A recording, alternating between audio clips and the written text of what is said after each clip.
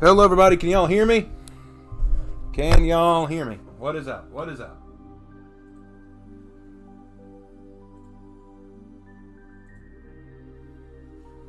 Can y'all hear me? Let me pull up my chat real quick so that I can read what y'all are saying. Actually, I got a better idea. I can do this. Hold up. I got a thought.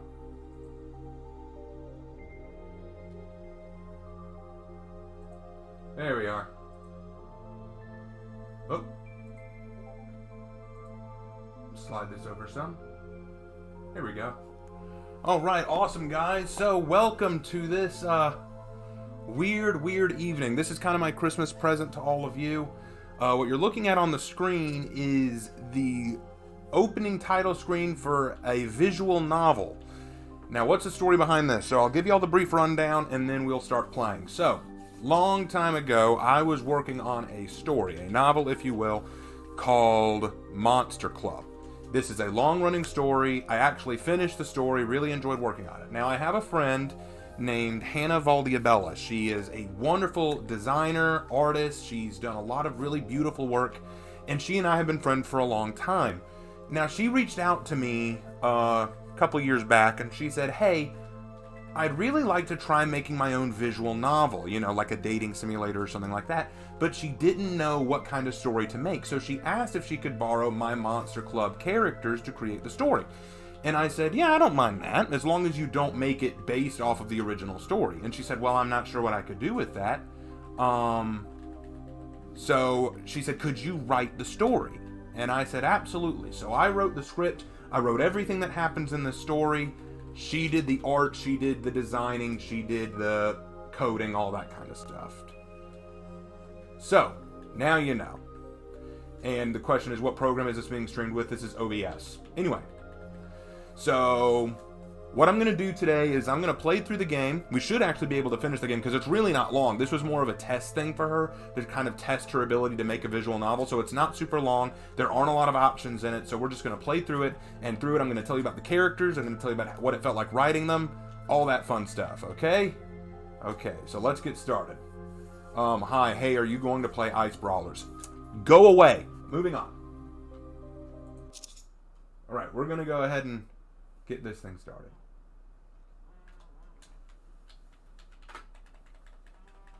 So, I heard the voice, but I sure didn't want to hear it right now. Yeah, I didn't know how to start a visual novel because I'd never played one, so I thought it would be best to start with a person waking up. I thought that that would be the best option. I rolled over trying to ignore it. Let me sleep. Breakfast is ready, you lazy bum.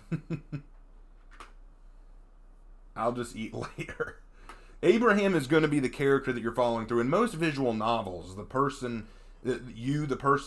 viewer, doesn't have a name. Quite often, you're just a nameless nobody. But here, I made it Abraham, who is the focal point of the original story.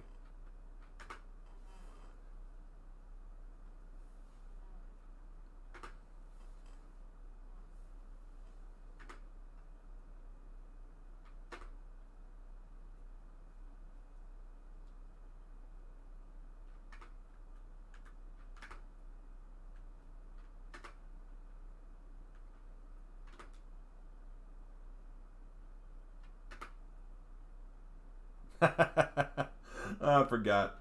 Sarah, wake up call. Okay, so this is Sarah. Sarah is a writer. So one thing that I really liked about making Sarah, originally when I made Sarah, she was actually the first character I made in the Monster Club in general. Sarah was actually meant to be a representation of everything I saw hopeful or good in the world.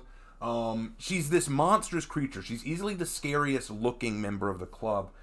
She's got the lower half of a spider, so it's one of those things where it's like, wow, you know, you're actually kind of scary. But she actually has a very open, friendly, kind personality. She wants people to like her. She wants people to get along with her. She really doesn't have any self-awareness about how scary she is. So I always thought that would be funny. Now, some people have asked, did you base her off of Ragnera for Monster Musume? And I say no, because I actually didn't know what Monster Musume was when I made this. Now, some of y'all, Abraham knowing Raven, is that something biblically inspired? Actually, no.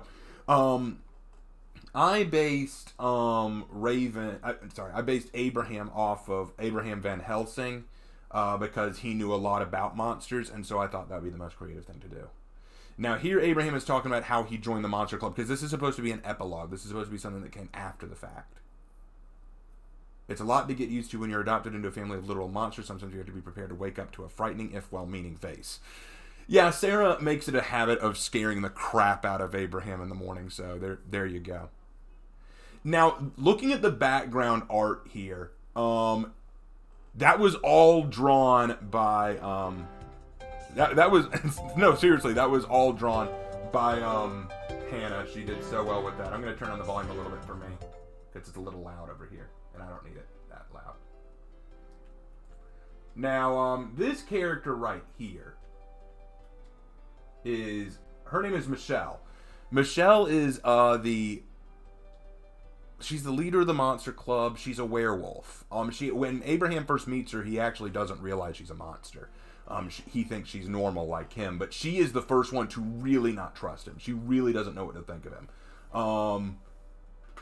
Real nice girl, though. Really kind, but she has her own set of baggage. What a great character. When I was designing Michelle, I really wanted this character with a few ghosts in her past that made her hard to trust people. And I also wanted to make a female werewolf, because I see male werewolves in, like, everything. So I thought it'd be creative to create a female in this case. The design actually wasn't based on anything other than, like, a dream I had. I literally just had a dream about what she looked like, and that's where it came from. It wasn't based off of anything. I just thought that it'd be fun to create this character. And yeah, I really like her. Now, when does she turn into a werewolf? Full moon. I made her a traditional werewolf. So yeah, I love this. I tried playing this game once due to a goof up on my end. I forgot to say properly and then never played it again. I'm sad for you. And didn't she do a great job with the art? Literally, I was so blown away with how good she did. This is supposed to be like a huge cabin in the mountains that they stay in. Hey Raven, if there isn't a scene with a skeleton on Sarah's back, I will be mad. It's not a skeleton, but it is an hourglass. Sai, I swear you're worse than Asher. I worked really hard on breakfast today, so the least you could do is be punctual about getting here to eat. One thing that you'll notice as I play through is the characters' expressions will change. Watch Michelle's face as we go further. Yep, there we go. So, actually, Hannah went really hard on trying to make the characters have very expressive individual faces. I'm a werewolf, Abraham. Certain nights aren't very restful for me, and I'm not too keen on getting up in a timely manner. That was kind of a joke that I made about Michelle, that she's not a morning person. So when she does have to get up early, she expects people to respect that. I really like that. Come on, I'm starving. Okay, then she leaves. That brings in Tamil. Okay, so people ask me all the time, what is, how do you pronounce Tamil's name? Is it Tamil? Is it Tamil? It's Tamil. Tamil is Egyptian, and he's actually ancient. This guy is actually from ancient Egypt.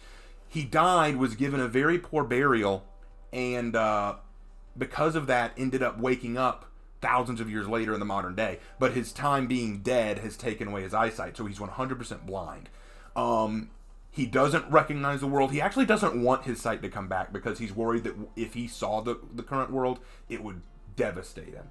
And you'll also notice that he speaks in broken English, like, here, dude, you are worse at tact than me. It's such horrible writing. As a writer, it actually hurt me to do that. But Tamil does not speak very well. This is Tamil, a mummy who was born nearly 5,000 years ago. He somehow woke up from death and lost his eyesight from being in a sarcophagus so long. He was a real jokester, but he was also one of the club members I'd grown closest to as a friend. His English was bad, but his heart was strong. Yeah, I do this kind of weak explanation to each character. You have to read the book to really understand the characters fully. Tamil plays pranks with the help of some of the other club members because it helps alleviate some of his own loneliness. Grimlock asks, who is Asher? You'll see him later. That happened when you stay up super late. What you doing last night? Oh, I love that question because it could have gone so many places. It was nothing. Are you two coming or what? Yes, man. Then runs off to the next room. When Michelle screams, you know better than to keep her waiting. Both of us were hightailing it to the kitchen. Then it moves on, I think, to the... Yes, okay. I really like this image. I actually had this as my desktop for a little while. Man, you really did a good job on these characters. No Mary Sue's are flawless characters. Oh, they all have flaws. They're all very flawed. Now, the blue-shirted character, that's Abraham. That's the person that we're following here. That's whose eyes we're seeing all this out of. Are there any Norse trolls or minotaurs? There is a minotaur, but no trolls. This is the Monster Club, my family. It's a haven and a home to misfits and those who have been alienated from society by the label of monster. I'm the first and only human to ever join up with them, but I couldn't have asked for a better family and home to be part of. Be it from Michelle's firm but fair leadership to Tamil's joking and laid-back personality, everyone here was my family and precious to me. I wouldn't trade them for anything or anyone. Where's Katie? I know Calypso and Asher are out on their honeymoon. Okay, that's actually not entirely true. Calypso and Asher are romantically involved, but they're not married because they don't know how they would do that. But they are on a romantic outing. That's why they're not here. As for Katie, you call it that if you want to. Katie's in her shedding period and won't come out of her room for a few days till she's done. That was actually an idea that I think Hannah had that idea because we were talking about Katie's usually kind of cranky, but Hannah was like, why would she be cranky here? Like, what's got her cranky this time? And I thought, what if she's on her period? But then she said, no. What if she's shedding? And I said, yes, that's even better. So you'll see her in a minute. Don't worry, she'll be all right. This happened every few months. Don't worry about. I have a molting period very similar, but that's every year on my birthday. Yeah, but yours lasts a day at most. Katie takes almost a week. Guys, too much information maybe? Everyone laughed. The tension of the morning all but gone. Okay, who's now? Oh, Annie! Oh, God, I remember Annie. Okay, Annie was an interesting character. Annie is a witch. She is a witch. So you could almost say that she's not really a monster herself. She kind of walks the boundary between monster and human. Because even monsters don't trust witches. She is from Korea. She was actually a designed character from Hannah Hiring, my artist friend who draws stuff for me now. She was the one who came up with the design for Annie herself, and I just carried the idea along. That little black cat you see her carrying is actually her magic source, kind of like a wand. So yeah, I love Annie. I love her design. Oh, Annie, I'm sorry. Did we wake you? She is a little kid, and she sees Abraham as her big brother. How come she can sleep in, but I can't? Because you're a lot lazier than Annie. Besides, she's still young. Little kids need their sleep. Very true, very true. Again, remember, I wrote all this, and this was a long time ago. My writing had yet to mature. And also you'll recognize that this story is very dialogue heavy because Hannah told me that in doing a visual novel, you can't do a whole lot of description. You have to go into a lot more dialogue. So I had to practice telling the story through talking and dialogue between each other rather than descriptions. Oh God, I loved Annie's design. Hey Raven, is a plush familiar? No, that's her magical source. That's like her wand. She calls and Ecstatic Eastern, she calls it Blackie. What originally gave you the inspiration to write this tale? That's an excellent question. That's an excellent question, Bullethead. Truth be told, I got the idea to write this a long time ago because a friend of mine named Mika thought that we should do a story about a family of vampires, and I said, nah, that feels too much like Twilight. I don't want to do that. But then I saw the movie Scooby-Doo and the Ghoul School. And I thought, ooh, what if it was a family of monsters? Like different kinds of monsters. And that's what gave me the idea. Her cute little smile was enough to ruin any argument or grievance I might have. I just politely lead her to the kitchen for her to get something to eat. Yeah, Annie's a doll. I love her. All right, now the heavy stuff. Sarah's got some bad news. Oh, no, around Abraham, I needed to ask you something privately. One thing that I loved about designing Sarah was you'll notice that she kind of has a denim skirt covering her body because one of the questions I asked is if she's a girl but she has the underpart that's not human, how does she hide her private parts? You know, like she can't wear pants. So I thought maybe she wears a denim skirt that just covers everything naturally. That was an idea that I had, really liked the idea, and we ran with it. I love it. Abraham, Michelle won't admit it to you or anyone else, but we're in a bit of a tight spot right now. Hey Raven, is this a slice of life story? Yes, it is. Financially, we're tanking. And this was, this was actually something I always thought about with the Monster Club. They're a family of monsters, but how do they get by financially? None of them have jobs. None of them have financial support. How do they get by? Truth was that our club had always remained financially steady thanks to our former host Solomon, who had kept a rather substantial amount of money stored away in an old bank account. That was my answer to that. But Solomon died, so he's no longer there. As his grandson, yeah, Abraham is his grandson, spoiler, I had access to it. But I'd spent a great deal of it trying to repair and rebuild the clubhouse.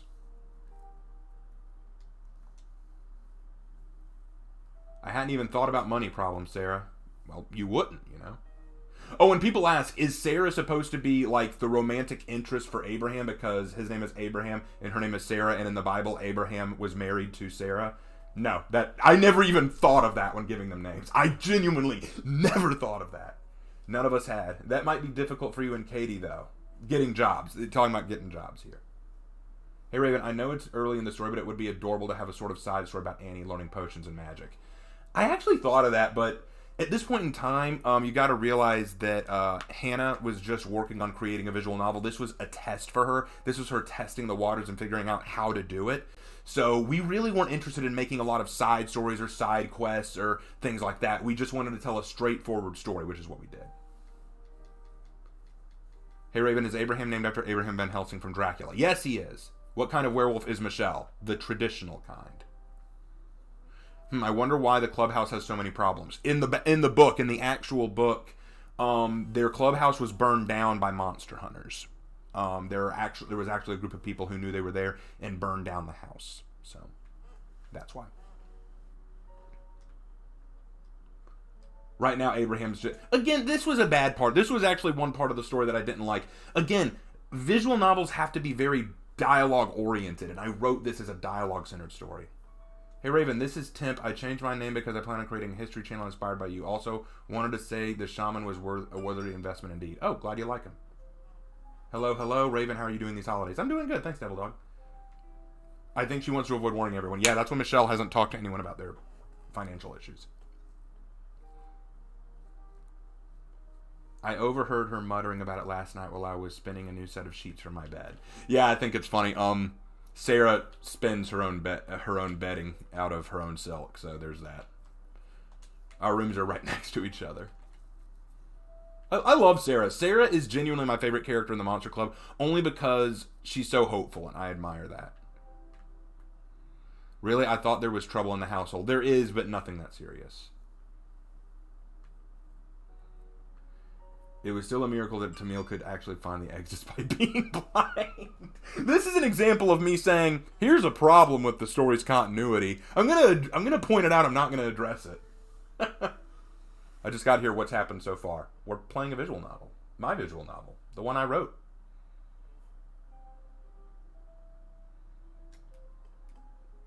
Will other monsters join the house, or will it only be the ones from the title screen? There will be one other. You will see another show up. Is there a humanoid sea monster character? Yes, but she doesn't show up till later. Just when you can, why don't you talk to some of the others about options for getting jobs or money? Yeah, Sarah being the mom of the group. She's not the leader, but she wants to mother everyone. She wants to take care of everyone. Any dragons in the game? I refuse to answer that on the fact that it would spoil something. Seen too many other games that look like this. Well, bye. I don't know what you expect me to say to that. Like, I was helping a friend achieve a dream. You can't blame me for that. Hey Raven, what's Sarah's last name if she has one? Aranier. Are you coming back to eat yet? I love Annie. God, she's precious. I hope if I ever have a kid just like Annie. Thanks for talking with me, Abraham. I really appreciate you listening. Would a visual novel be considered a video game? Usually they are, because visual novels, they have a bunch of choices and decisions in game that can affect the outcome of the game. So in a sense, it's like a game. But in this one, it's not really a game. There's only one choice you ever make in the game, and it's at the very end that determines the good ending, bad ending, or neutral ending. Are there other will all the other monsters be just girls? No, there are a few other boys. I tried to put it aside, though. What job could I get? The club was separated right now, with Asher and Calypso far away, Tori on a trip, and Katie in isolation while she sheds. This was an issue we all needed to be together to discuss. Part of the reason why there are so many girls is because when I was designing the characters and story originally, Mika, the girl who worked on it with me, she preferred girls and female characters and stories, so a lot of them were based on her designs.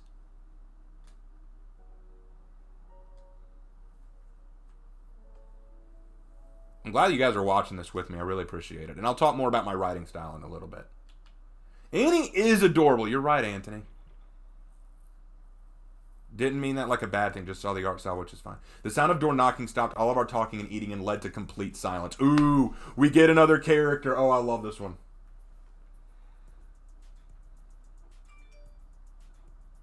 Bloodborne style monsters are mostly depressing. Yeah, they are. Thanks.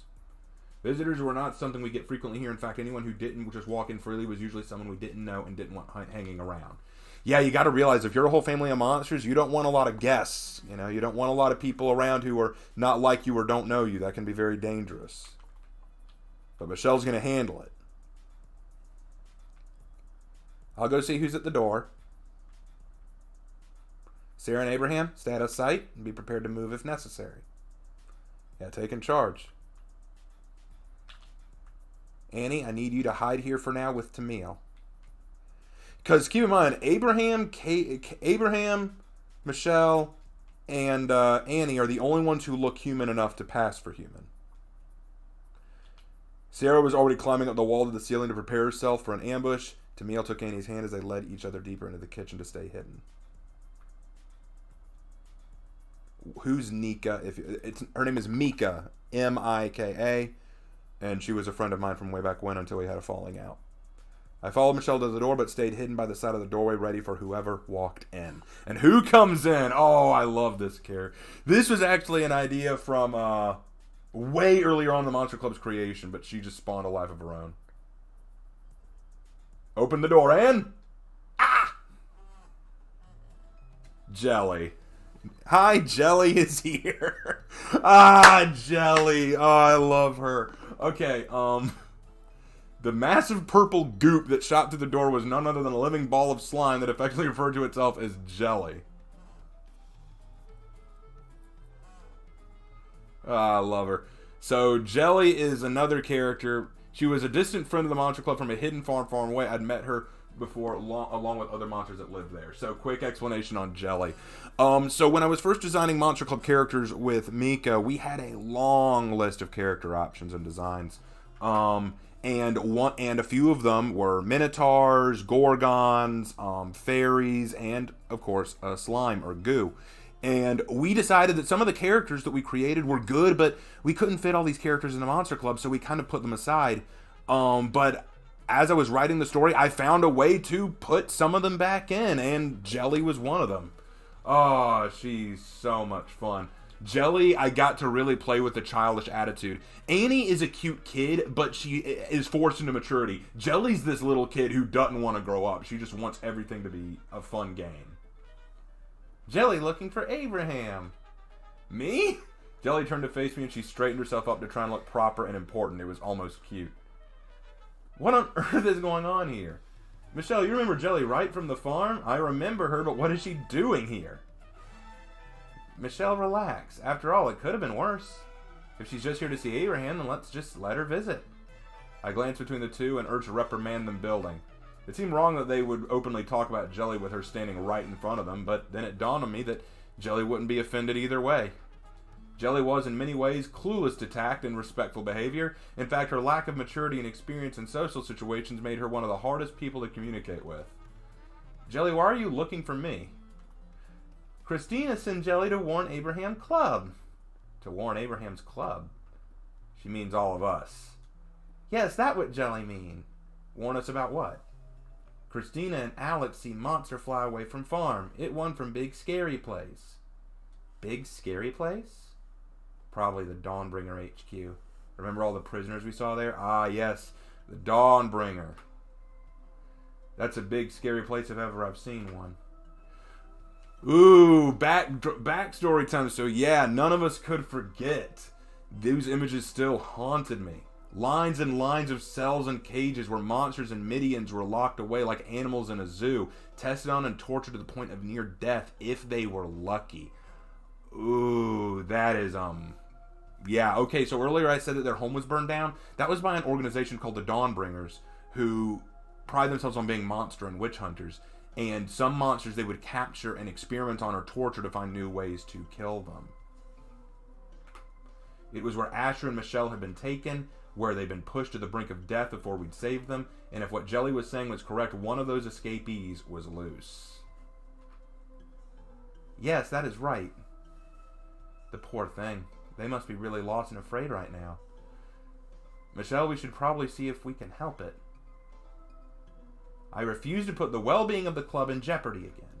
Not after all we went through. Despite her firm statement, there was a tremble in her voice. She too wanted to act, but her eyes kept going back to me. Back to the kitchen where Tamil and Annie were hiding. I could tell what was really bothering her. Maybe we could wait for Asher to get back. He could go with us. It might be too late by then. He and Calypso aren't due back for another 2 days, and we don't know where the creature is. Plus, if it can fly, it already has a distance advantage. Christina say it fly to National Park. Well, that narrows down where to search. But still, I'm not too keen on running after wild geese.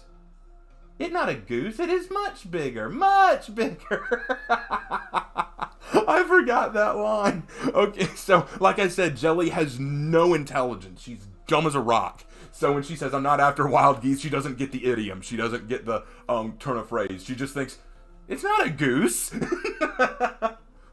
It's a figure of speech, you silly blob. Huh, you've never seen Goose before. I get a distinct feeling Michelle wasn't overly fond of Jelly's childishness. I tried to stifle my chuckle at Michelle's obvious frustration. Jelly, do you think you could give us a moment? Okay, I go play with Tamil. Jelly and Tamil became good friends. When Jelly was gone, Sarah approached Michelle and myself and spoke in a low and somber tone. Michelle, you know we can't turn our back on this. It's what we founded the club for. I know that, but there's a lot more to be concerned with now. Back before Solomon left us in the fiasco with the Dawnbringers, I think this would be manageable. But now I don't know. I felt a twinge of guilt as Michelle spoke. Was she talking about her financial burdens too? I wanted to alleviate the burden somehow, or perhaps even offer an assistance if I could. Plus, the curiosity to see this new monster was more than I could bear. Michelle, if there's anything I can do to help out, just say so. That's sweet, Abraham. But frankly, the real question right now is, do we go after the monster or leave it to fate? Michelle, you know the answer to that. Even if we didn't want to try and recruit this rogue, we can't leave them on their own where a passing human might see them and alert a monster hunter. With that final word of logic, Michelle gave a long sigh and looked out at the window behind her as if expecting to see some answer in the clouds. Seems there's no other choice. Does that mean... Alright, we're going after it. Should I go wake up Katie and have her pack? I'd really rather she not come along, at least not yet. With her shedding, she'd be miserable the whole trip. Plus, she needs her rest. But I'd like at least one person to stay behind and keep an eye on her. Not sure how good he is at keeping his eyes on anything, but Tamil could do the job. Leaving a blind kid and a Lamia alone together in the same house, isn't that kind of asking for trouble to happen? Point taken. Logic has struck her. Is there a way to get in contact with Asher? Ask him to come home early? I think he took the cell phone with him. I'll go give him a call, see if he can't double time it back to the house. Or better yet, if Calypso can come back and meet us at the park. What can I do? Pack our bags. We need clothes and provisions for a trip. Probably a long one. She glanced at me for a moment, and then I saw the faintest smile. A sweet and comforting warmth. A look given between a dog and a master that evoked trust. Yes, you're coming along too, Abraham. I suggest you pack a bag too. Can I come? And in comes Annie! Annie, go back to the kitchen. I heard what you were talking about. I want to know if I can come too. Kiddo, it's a pretty dangerous trip. I'm not sure you're up for it.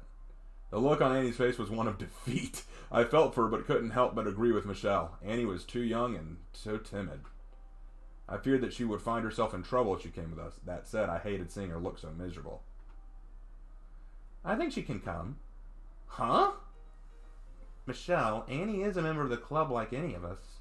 She's been with us for a while now and deserves a chance to prove she can go on jobs with us. Sarah, she is a child, though. And if she is, You're a human, but you manage just fine. I see no reason why she can't go on a trip with us. Besides, if Asher meets up with us at the park, then he's more than enough to protect her, right? Leave it to Sarah to be the mature voice of reason when all other voices were antagonistic and cold. Michelle growled and shook her head. All right, but only if Asher agrees to meet us there. Now go pack a bag, Sarah. Abraham, go let Katie know where we're going and that Tamil will be here if she needs anything. I'm going to go call up Asher. Will do, boss. God, I love this. I love these characters.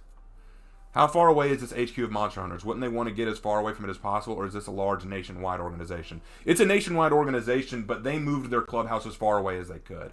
Any vampires, or did Twilight kind of spoil that monster in general during that time? There is a vampire. A vampire will show up, Mal. What time period is this set in? Modern day.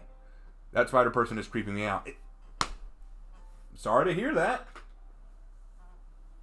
We're going on an adventure? Certainly seems that way. I can't wait. It's been a long time, yes? Yeah, it sure has. I knelt down and rubbed her head, and she giggled happily. Thank you for letting me come. Only if Asher comes, but I think you should go help Sarah pack just in case. Okay. And then she runs off. And there I stood, alone in the front hallway. I closed the door that Jelly had thrown open with her assault on the house, and I heard Sarah rooting around upstairs. I could also hear the faint sound of Michelle on the phone with Asher or Calypso. I thought about what Annie said and smiled to myself. It had been a while since a real adventure, and it would be one of the first ones she'd got to join us on. I was worried for her. Worried for the club. Worried about anything and everything, perhaps needlessly. Katie always was calling me a worrywart after all, and I couldn't help but feel like she was right. And then it suddenly hit me. Oh gosh, gotta go talk to Katie. Okay, so a couple questions here. Hey Raven, do you know Springtrap? If you do, what do you think of him? I'm not answering those questions. That has nothing to do with this. Everyone gangs until Annie learns poison potions. You're right. Plot twist: Asher is the Highlander from For Honor. Good guess. Is Abraham an adult? No, he's actually, I think in this story he's 18. So legally, but... Legally, yes, but still. Mentally... Hey, Raven, would you say Sarah's a good hugger with all those legs? She loves hugs. She does love hugs. I think people with arachnophobia are going to be hit by Sarah no matter what, but still, I like her as a character. I made Sarah to kind of counter that. Like, my brother, Lark, legit has arachnophobia, but Sarah doesn't bother you, does it? Nope. Nope. Okay, there you go. All right, now for Katie. Talk to me about what? And there's Katie! All right, so Katie was actually a very unique character for me. Katie is actually from India, or from Central Asia, if you will. True thing about her was I made her a very tragic story. She was the last club member to trust Abraham because she actually does not like men. She actually hates men because she was treated as a sex slave for a long time. She was misused and abused by men in her life. And the only boy she trusted who tried to get her out of that life only did it so that he could have her for himself. And it broke her trust in men. It broke her trust in humans. She hates all men and humans. And Abraham, she attacked him straight up the moment she met him because she hated him so much. It took a long time for her to learn to trust him, a very long time. And it took a lot of work on Abraham's part to win over her trust. Oh, I just got $2 from Fabian. Hey, Raven, I just got my Claire Claus shirt. Love it.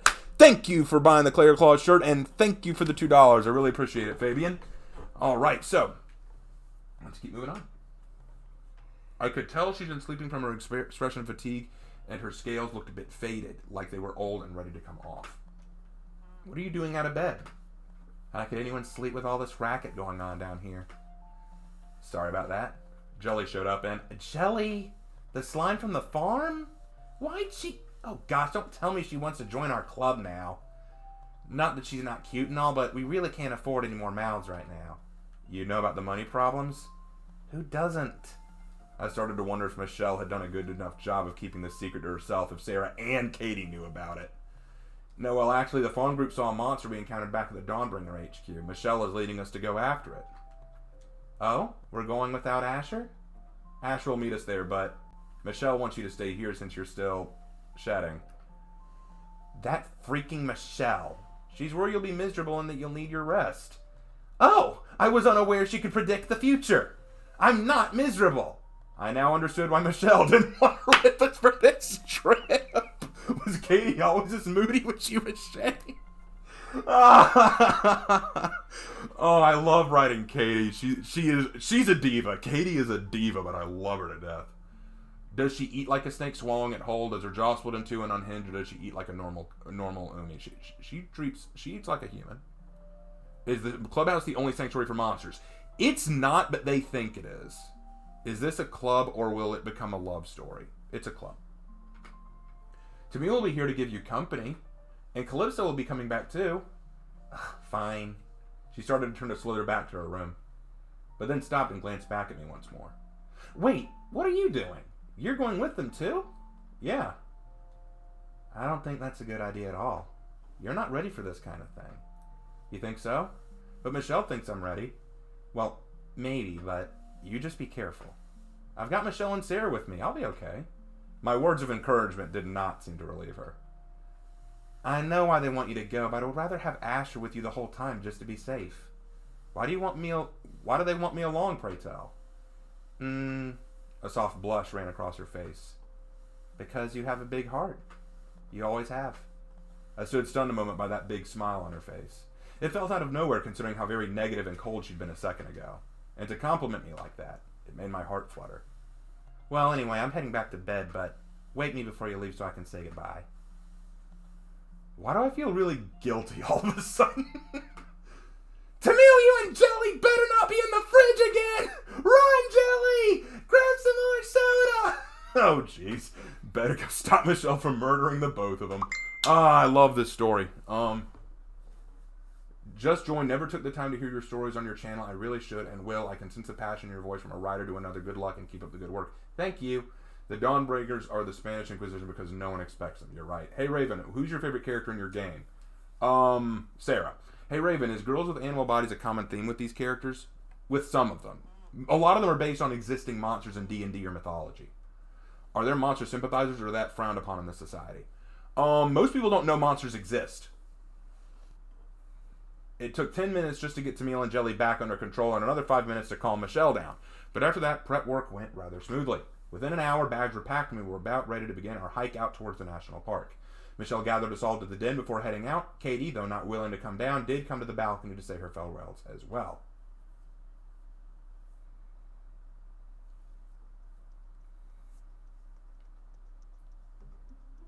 Alright folks, we know the plan. Katie and Tamil will stay here and wait for Calypso to come back. According to Asher, she'll be back sometime tomorrow morning. Asher will meet the rest of us at the park itself. What if there is a problem? Katie's still weak from shedding. Katie's not helpless, Tamil. You're just here to keep her company more than anything. I can look after myself, you know. I don't doubt that, but I'd rather be safe than sorry. Look, it's not a problem. I can come along to keep everyone safe. Sure, it not to try and get time alone with Abraham. Oh, you naughty mummy. It's a shame Tamil couldn't see, because the fierce blush that ran across Katie's face would have been well worth the hiss she spat at him. Oh, shut up! Guess I'm right. Cut it out. Katie, you need to stay here. Please. It's for your own good as well as ours. With your scale shedding, being out in the elements could risk infection or skin disease for you. Plus, if you're not feeling 100%, then your senses will be dulled and useless to us while searching for our target. Fine, just... Katie clearly looked a bit disappointed, but finally conceded. Please be careful, all of you. We will be. Thanks, Abraham. Anyway, hey Raven, will we see any important Dawnbringer characters? Not in this story. You play D&D? No, I do not. To me, I know I'm asking a lot, but I'm trusting you to take care of Katie and the house until Calypso gets back. I hate to leave you all alone, but...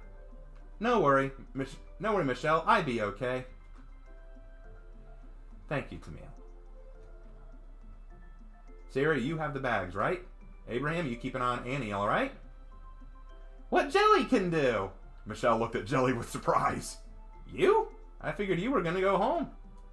Jelly thought she could come too. Jelly wants to help. No way, kid. I don't think that's a good idea. Why not? Because I can't trust you. You're brash, immature, and foolhardy. We're not on a picnic here. We're searching for a rogue monster that could possibly be dangerous. Unless you can carry your own weight, I can't let you come. Jelly carry weight just fine. Michelle, I don't think it would hurt to have her along. I know Jelly, and Well, she might be childish, but she's responsible. I agree. An extra pair of hands might be useful. Michelle glared at Sarah and me for a moment. She gave a low growl like an angry dog and then turned to Jelly, raising an eyebrow. Again, I felt a sort of aggressive resentment. Was it because Jelly was childish? After all, Tamil was just as goofy at times. No, it was more like she was playing a guard dog, protecting the club from the newcomer. But what would she decide? I can't believe this. Fine, just don't slow us down. Jelly won't. All right, let's roll out, team. Michelle's a good mother figure and so far my favorite character. Yeah, gotta love Michelle. There's so much to her character. Wait, so who funds the monster hunters? They do. Many of them have their own jobs outside of it. I want to see Katie sunbathing. It would be cute. Wait, is Katie cold or warm-blooded? Cold-blooded. Jelly is so damn wholesome. I love it. I love Jelly, too. Jelly's great. Me, Grimlock, ask why you say Tamil speak in no good English. He talk normal to Grimlock. Maybe Grimlock no talk good English either. I've read Broken English more than Tamils. It was a dark time. You heard her, folks. Best get going. Abraham, does Michelle not like Jelly? No, she's more a fan of peanut butter, really. I wish I'd written that. I gave an apologetic smile to Jelly and rubbed her head, feeling the cool liquid that passes her hair under my fingertips. It's not that she doesn't like you, Jelly. Michelle just is a worrier. She just doesn't want anything bad to happen. I'm sure she'll warm up to you. Think so? Yeah, of course. Thank you. That makes Jelly happy. All right, and then we move on into Act 2. That was the first act. There are, I think, 4 acts total. Tamil was beaming brightly, and Katie, though trying to look tough, was grinning too. She gave us all away before turning and closing the door. Finally, we were on our way to save a lost monster. On to Act 2. Oh, man, I hope y'all are enjoying this story. This was so much fun to write. Is this available to everyone? Actually, it is. This game is 100% free to play. We hiked well into the morning, only stopping every now and then to use the bathroom behind a tree or eat a snack. Michelle led the group from the front, with Sarah bringing up the rear. I stayed near the middle with Annie holding my hand, and Jelly having to stay near Sarah so that she didn't go off in another direction from the group. The forest and mountains seemed to fascinate both her and Annie to the point that they giggled at the sight of falling leaves or a rabbit running across the path. Truly, it was like a totally different world, shaded by branches of trees towering high over our heads. And yes, guys, I do want to point out, again, all of this art done by Hannah, the same person who drew the characters. She drew all of this herself. She did a fantastic job. The mountain ranges twisted and turned wildly, and the soft roar of water flowing through the passes and creeks between the mountains provided an ambient song. I didn't speak much, just so I could take in the beauty. Abraham, you've been really quiet. Sorry, Annie, what's wrong? What are you thinking about? I wasn't really thinking about anything. Just appreciating this time outside. Oh, you like the mountains? Something like that, yeah. How about you? I love it here. It is like a beautiful painting. I smiled and tugged Annie along so she wouldn't dawdle. Sarah laughed behind us. You two better move quicker or you'll fall behind. Don't worry, we're moving, we're moving. Again, wholesome! Hey Raven, where can we download this game? Tell you what, I will put the link to the download in the description. It's not Steam, Saucepan, it's not Steam. Michelle, while smiling too, had a sort of tense aura to her step, like she was hustling us all along. Hannah's art is better than High Guardian Sons. Look at this. She even changed the shading. She changed the shading to show the passage of time. Hannah is a genius. Oh, we wanted to do so much more with this. I wish that this wasn't just like a testing thing. I wish we could have really carried this. But I wrote this over like a 7-month period, so it was really rushed. Abraham, would you mind doing me a favor? What's that? It'll be getting late soon, and I'd rather not have all of us hiking in the woods at night, especially when we don't know if the monster we're searching for is nocturnal. I want you to take Jelly and go search for a clean source of water so that we have something to drink tonight. There are plenty of streams nearby. Yay, adventure! Don't shout. You don't know what might be listening. Sorry. Jelly just is so excited. What if we get lost? Sarah? Come here, Abraham. I approached her and Sarah took my hand gently. She raised her rear legs and began pulling thread from her abdomen. The long, silky thread gathered and she pulled them up to herself. She then began tying the thread around my wrist. I'll keep unreeling thread as far as necessary for you. If you get lost or don't know where to go, just follow the thread back. When you find water, tug hard and we'll follow the thread to you. Won't you run out eventually? Aw, don't worry. I can keep the thread going for about 3 kilometers. But I would try not to go that far. Your job is to find a source of clean water. Better yet, if you can find it near a clearing, that'd be a great place to make camp. The rest of us will stay here and wait. That way we don't get too far apart. I don't understand. Why can't you all come with me? It's better some of us stay on the given path while you search for the water. That way we're not wandering around lost altogether. Trust me, we've done this sort of thing before. In fact, I've done it for most of my young life. What the hell is that? Brother Lorelei the Loyalist, $99.99. Yo, Raven, Christmas gift for you. I always love your writing. The characters are deep and amazing. P.S. Don't worry about my wallet. I just got the biggest paycheck of my first job. Like, thank you, Brother Lorelei the Loyalist. That was amazing. Thank you so much for that. Like, literally, thank you. That's awesome. That's awesome. Thank you so much. That's probably the most I've ever been given in any live stream, and I didn't expect such a large donation in one stream. I give it up for Brother Lorelei the Loyalist. Can I get applause, little bro? Yeah. Thank you, my man. Thank you. That means so much to me. Thank you. Anyway, back to this. So what Michelle's talking about here is when Michelle was a little girl, her local neighborhood found out she was a werewolf and wanted to kill her. Her father tried to help her escape, but the night he tried to, it was a full moon, and she turned into a werewolf and doesn't remember what happened. When she tried to get back home, her father was missing, and a bunch of people were dead. She doesn't want to think she killed her own father, but since she couldn't find his body, she doesn't know where he is. So she spent most of her life wandering from place to place looking for him. So she's very used to camping. So that's why she's talking about this.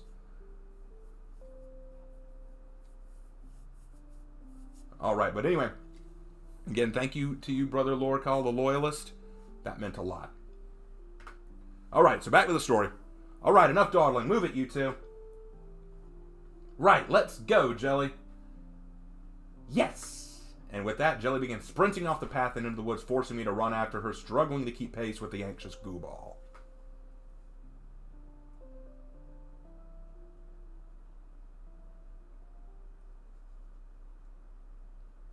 Now here's another bit of this art that she drew here was a little tricky, but she made it look so beautiful, and she adds some excellent effects too. Here, told you, Jelly, we could smell water here. It feels like we've walked hours, Abraham said. It's only been 3 hours, and it's already getting dark. I hope Michelle and the others aren't worried. But you're right, this is a good creek clearing. In fact, I think we could camp here. Jelly instantly began kneeling by the water to drink. I, in turn, began tugging on the thread around my wrist to let Sarah know they could come down. I looked down at the water nervously, seeing small crawfish and frogs bouncing in and out of the water. Is it safe to drink? You thirsty? Yeah, sure am. But I don't think I can drink water like that.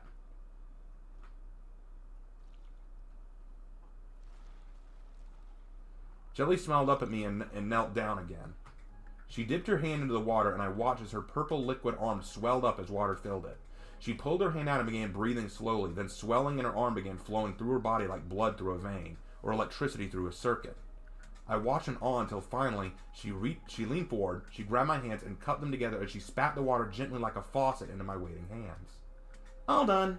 What did you just do? Jelly make water clean again. You did? But how? Jelly can, Pen say it best. Pen was the name of a young fairy that lived with Jelly. He was incredibly intelligent and often tried to teach Jelly basic academics, though it was a losing battle more often than not. Jelly cleared her throat and tried to speak like Pen, using his thick British accent.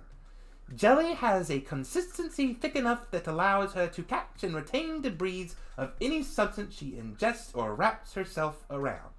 Thus, anything filthy or contaminated, when passed through her body long enough, will be purified to its cleanest state. Jelly, that's incredible! Unable to hold the water in my hands any longer, I finally drank. Yes, Jelly has the ability to purify water that she takes into her body. It was a little power that I decided to give her just to make things more interesting for her. So that she's not just a walking ball of goo, she can actually do things. Sure enough, the water was delicious and tasted as cool and pure as any I'd ever had. Jelly did good? Yeah, I'm glad we brought you. Jelly let out a little squeal of happiness and being brighter. Yay! I sat down next to the creek bed and watched as Jelly repeated her process of draining water, purifying it, and then pouring it into my waiting hands. As she continued this, I watched the water and the bushes. The long-lost sun had given way to night, and the fireflies had come out to dance as small blinking lights began drifting in the air on the water and the woods. Now, this was a little edit. Yeah, she added these little fireflies to pop up to add a little bit of ambience, which I really like here. I really like this. It was like something from a fairy tale. Pretty! Jelly is a baby. I love her. The fireflies? Haven't you ever seen fireflies? No. Are they like fairies? Like Pen? No. They're bugs that glow at night. Why they glow like that? You could ask Pen when you get home. He might know. Pen know everything. He'd tell me. You can try and catch them if you want. Catch? Kids like catching fireflies, right? Just try to grab them with your hand without hurting it, and it'll light up in your hands. Jelly hardly needed more incentive than permission to act. She was already running around the creek, jumping up and down, using her hands to wildly try and snatch a firefly out of the air. Just don't go too far. I watched Jelly play with the fireflies. When she finally caught one of the little bugs, she opened her hands, and the insect began flashing its glowing thorax at her, causing her to giggle and let it go again to try and catch it again. How could anyone be so innocent? This process continued on for quite a while. Good job, you two. I'd been so fixed on Jelly that I hadn't even heard Michelle and the others coming.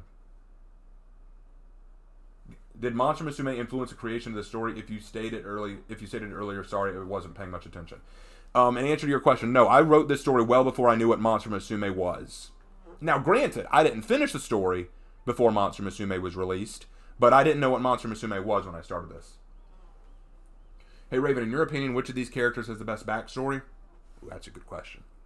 Asher or Michelle? Definitely Asher or Michelle. Asher and Michelle have the two best backstories. So, actually, I'd probably lean on Asher. Asher's probably got it roughest. Yeah, definitely Asher. This spot should work, right? Definitely. We'll set up camp here for the night. Sarah, would you do the honors? Leave it to me. Sarah scurried off to go begin setting up silk webbing perimeters around the clearing and began spinning webs like tents. However, I didn't have time to watch her work. Michelle was already grabbing my arm and pulling me along. We'll need a fire to cook and stay warm. Annie can supply the fire, but we need wood. Would you mind coming with me to get some firewood? Oh, sure, but what if we get lost? Ha! Never underestimate my sense of smell. What about Jelly and Annie? Michelle looked towards the creek where Annie was already busy trying to catch fireflies with Jelly. Let the kids have their fun. Again, she's a mom. She's like a mom of the group. We walked away from the group a good several meters out into the woods, and Michelle stopped every so often to pull up dried wood and leaves. She at one point ripped limbs off trees to use. Her strength was rather frightening. Michelle? Yeah? You sure you need my help? You look strong enough to get all the wood yourself. Aw, look who's a big sweetheart. Actually, I need help carrying it all back to camp. Oh, that makes sense. That, and also with all that's happened, I feel like we haven't had a chance to just relax. And you're someone I can trust enough to sort of talk to, you know? You don't trust the others? It's not that. I do trust them. All of them. But there are just some people I can talk to like I do, that I can't talk to like I do Asher and you. Asher's seen me at my absolute worst. He knows my darker side. He's confronted it and still cares about me despite it. That's more than I can say for a lot of other people who found out. And me? I don't really know. I guess you impress me. Most humans would freak out at the thought of being near a werewolf. You were nearly killed by me. Twice. But you still really care about me. I'm not sure if I said it before, but you remind me a lot of my father. She had mentioned it before. Okay, so let me go ahead and go into some backstory on this. In the actual book, in the story of Monster Club, Michelle changes into a werewolf once every month during a full moon. And what they do is when she changes, she goes out into the backyard of their cabin and she transforms, and Asher fights her. And he fights her all night until morning. Asher can regenerate his injuries, he can regenerate, and her bites don't hurt him that much. So he's the only one who can keep her under control. One night, when Abraham was home, her bloodlust grew extra strong and she broke her restraints and went after Abraham. Asher had to really restrain her. And then in another instance, when they were all on vacation at the beach, they forgot that there would be a full moon while they were on the beach, and she changed there and nearly killed Abraham again. It took Asher all night to restrain her, and they both had fallen into the ocean, so they thought that they were dead. Michelle almost killed herself as a result. She almost committed suicide. because she couldn't bear the reality that she could have almost killed her friends. Speaking of the name Asher, it's an Anglo-Saxon name, but it was spelled Ash, but still pronounced the same. Cool. She had mentioned it before. Long ago, back when we'd been on the run and living in an abandoned tire distribution building, she told me as she nodded off to sleep. This might have been the only chance I'd get to push the issue. I had to dare it. How so? My dad? He was a really good man. When I was a child and the folks in town found out I was a werewolf, they formed a mob to come after me. My dad saved my life that night. He saved you? How? He told me to run away, so I ran. But when I went back to the house the next day, he was gone. Nothing but a mess inside, and police tape everywhere. It's not something I like talking about. Oh gosh, I'm so sorry. I didn't mean... It's fine, Abraham. Like I said, I feel like I can talk to you about these things.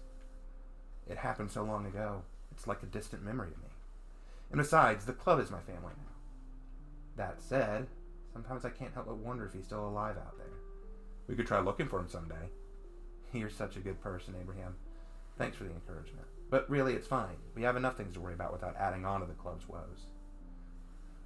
I'm getting some messages here. Does Michelle turn someone into a werewolf in this game eventually? No, she does not, I'm afraid. I'm leading to the assumption that Asher is a zombie or vampire. You're very close. Katie starts sweating when I'm not talking about Lawbringer. Guys, I'm seeing a lot of Lawbringer stuff in the chat. I don't know why that's going on, but it's weird. Come on, let's get back to the others. Don't want Annie and Jelly to eat everything, do we? And Abraham, thanks for listening to me. I followed her back to camp feeling a deep pit in my stomach, wondering more about the demons that Michelle was battling on top of everything else. But that pit was slowly filled as I thought about what she said. She trusts me and thinks I'm good to talk to. It made me happy to know deep in my gut.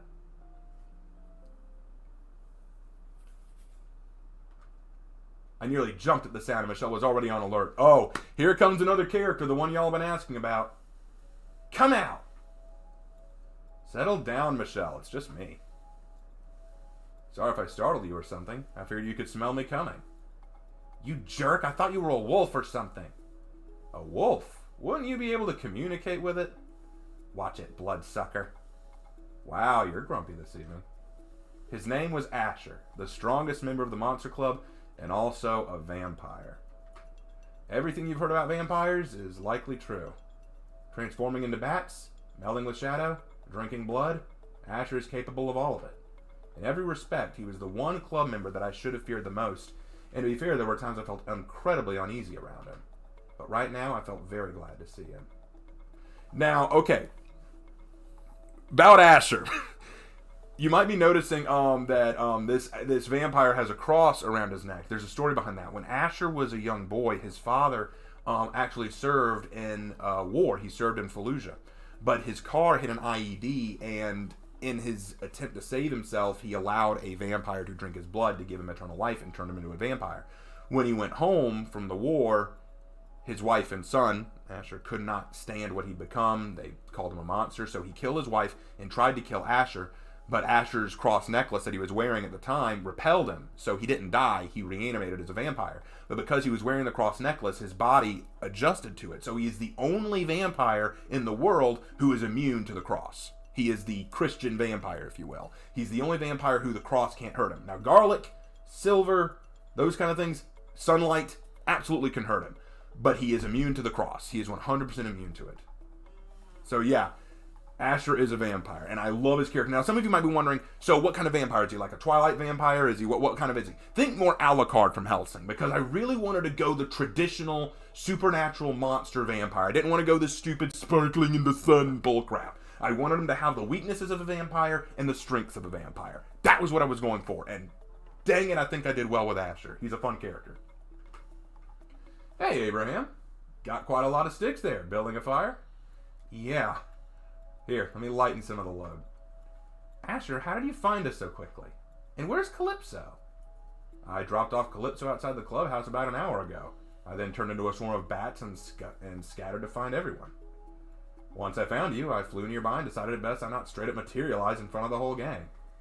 Well, method aside, I'm glad you're here. And I'll rest better knowing Calypso can keep an eye on Tamil and Katie. They'll be fine, don't worry yourself too much. But now I need to know.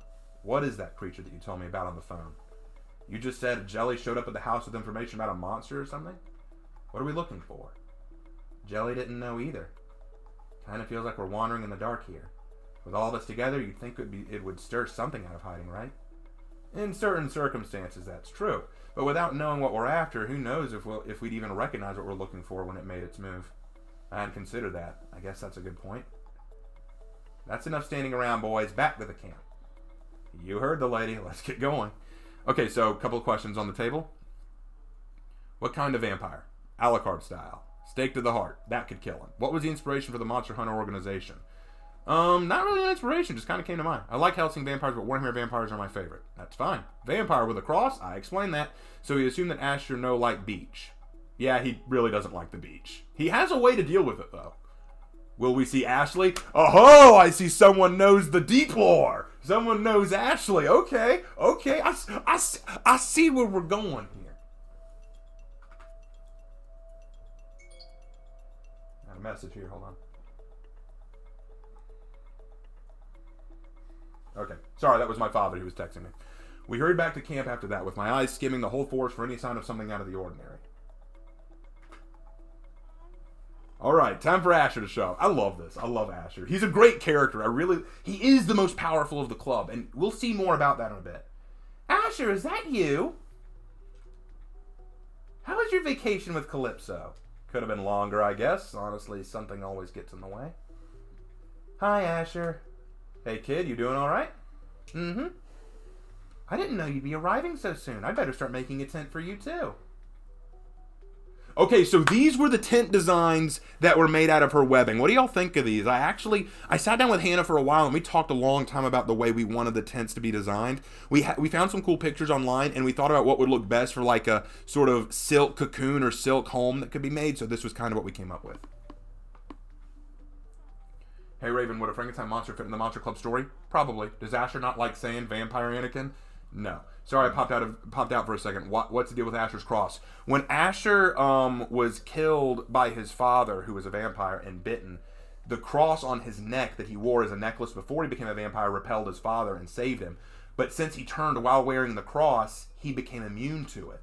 So now he is the only vampire in the world who is immune to the cross. Calypso from Greek mythology, kinda? Kinda. You mentioned the book a week ago and I binge it. Hey, I'm glad you do. Let me know when you finish it. I'd love your thoughts. Looks good. That's a lot of silk. It sure is. I glanced through the campsite and saw while we were getting wood, Sarah had built 3 large silk tents made from her own webbing. One was rather large and circular for herself. The other was enough to fit 3 people, and the last was a singular tent. Who's sleeping where? Well, I built myself a special nest that's meant for my body, but that big one there is for the girls to sleep in, namely Michelle, Jelly, and Annie. Then I get the single tent? Why do I have to sleep by myself? Because you're a boy, silly. You can't sleep in the same tent as the girls. I don't mind staying with you if you're lonely. Nonsense. I'm going to go rebuild it so you and Asher can share the tent. Me and Asher? Yeah, just you and me, buddy. Don't worry. I won't bite. Everyone else laughed at the joke. I, for one, couldn't help but mentally picture Asher wanting a midnight snack and shivering. Dude, don't say stuff like that! I'm joking, bro. Don't worry. Besides, I probably won't be going to bed anytime soon. I'll be taking the night watch. Night watch? Sarah and I are more nocturnal than the rest of you, so we take turns staying up and guarding the camp. Sarah, have you already set up your tripwires? I've got it in a moment. Working on the tent over here.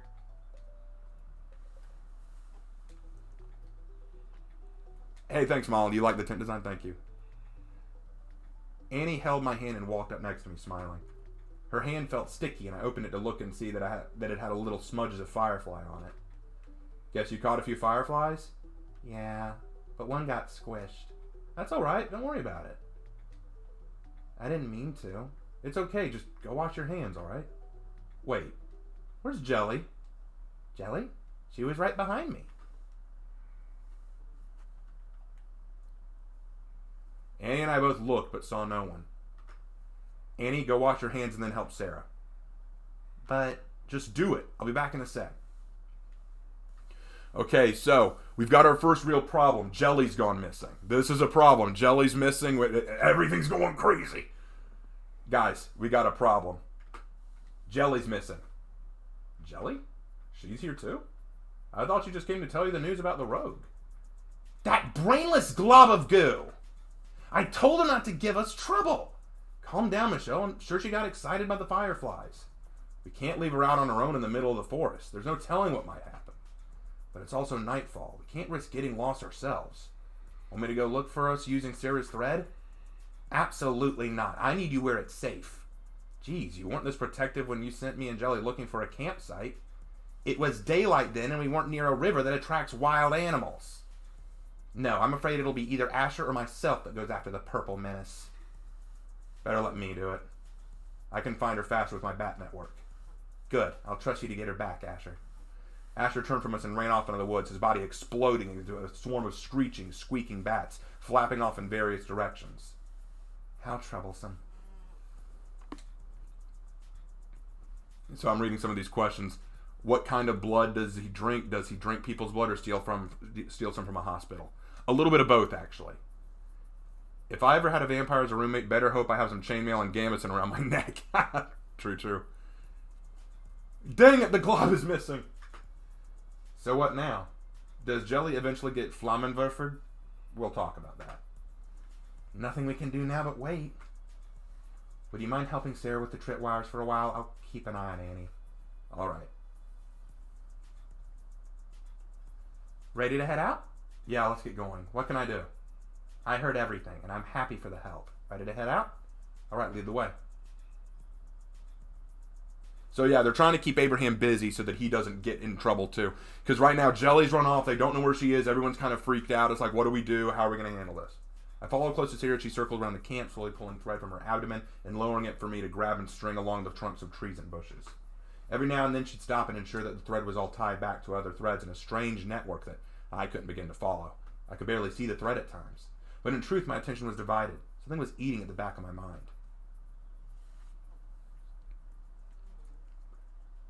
Everything okay, Abraham? Sorry, what? I gave you some new thread to hook up and you haven't taken it yet. Where is it? I can't see it with all the dark out. It's right next to your foot. But that's not what that's not what's really going on, is it? Tell me what's on your mind. Do you think something bad happened to Jelly? She's just a kid after all. Aw, don't worry, Abraham. Jelly's a slime. Her body can't be destroyed by physical means. If anything, I'm more worried about the Groot without Asher. I just hope he finds her soon and comes back. I feel better with him nearby. Right. Something's still bothering you. Talk to me, Abraham. It's not really a problem, I guess, but I've been thinking about this a while. Say we find this creature that we're looking for. What do we do with them? We'll try to help them find their place in the world. They can come with us if they like, or maybe Jelly could take them back to the farm. And if they're too dangerous, aren't there some monsters that aren't intelligent? Well, yes, and if that's the case, Asher's more than a match for anything in these woods. Vampires are the apex predators of the monster world. He was. There was no question. Asher was powerful. I'd seen Asher in his blood rage states where Asher let his thirst overtake him and became a relentless killing machine. He'd overpowered Michelle twice and then managed to take down almost an entire Monster Hunter team by himself. But even Asher didn't seem pleased about hunting something he didn't know anything about. Was it possible there was something out there more dangerous than Asher? Still, they can't be the only ones, right? Look, Abraham, there's really no need to... Help! Annie's screaming. Annie's in trouble, everybody! Annie's in danger! We gotta get back and save Annie! Ah, not Annie! I heard the sound of another scream, and then a furious thrashing and growling. Sarah and I broke through the foliage to see what was wrong, and there I saw it.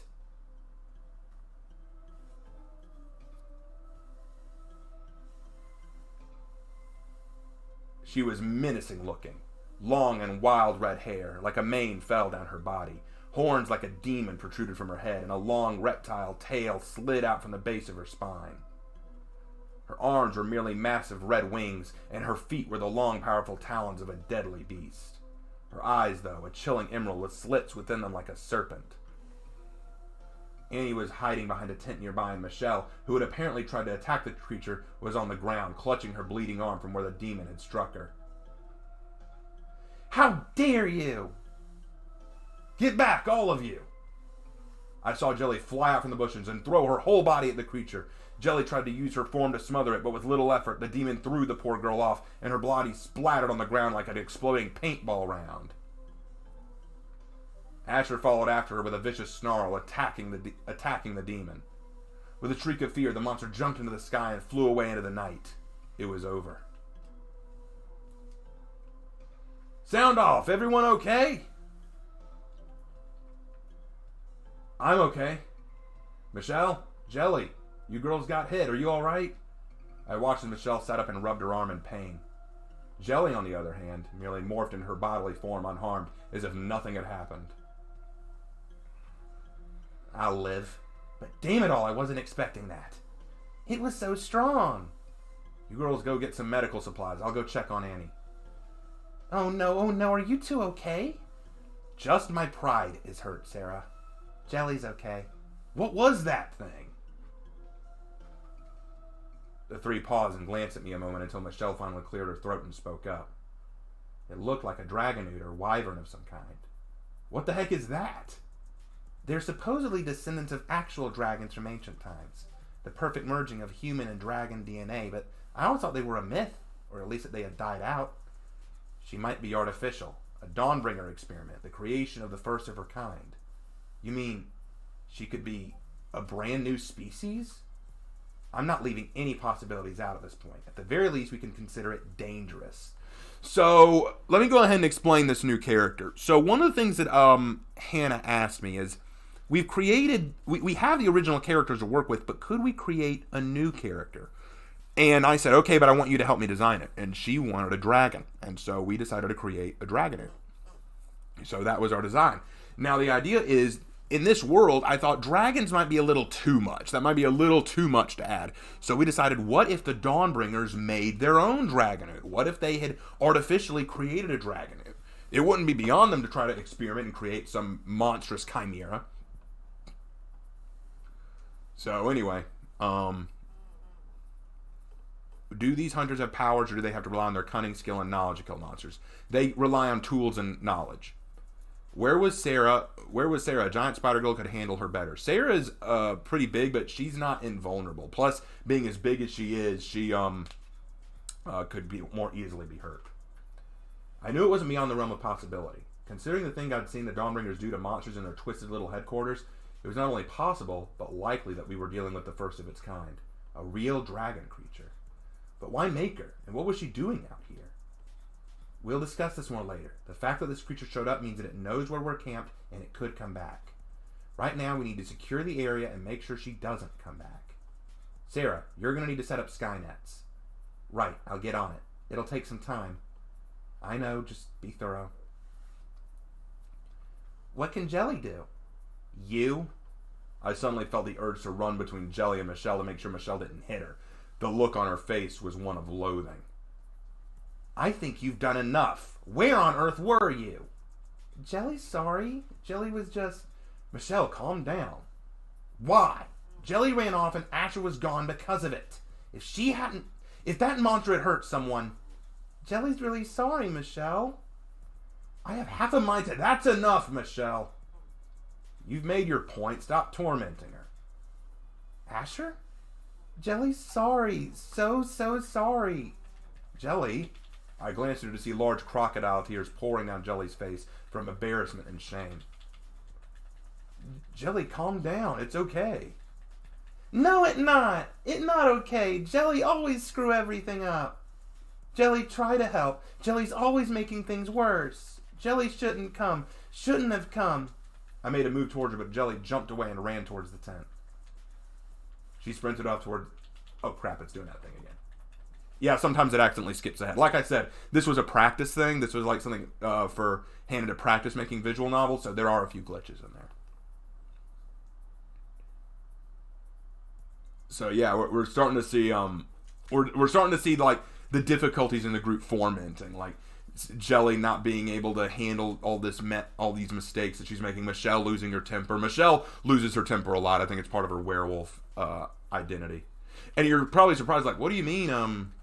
What do you mean you think? Don't you know? Honestly, no. Sometimes these characters surprise me. Damn it, I really lost it. You and that temper of yours are going to get you in more trouble one of these days. I'll go talk to her. No, I need to. I'll go apologize. It's my fault after all. No, you cool off. Asher, I'm calm now. I just want to see things. You'll get to apologize once you've cooled off and Jelly stopped crying. Abraham, mind going with me to check on the little slime ball? Damn it, I'm sorry, guys. It's alright. Your anger is understandable. But there's no excuse. I lost my temper.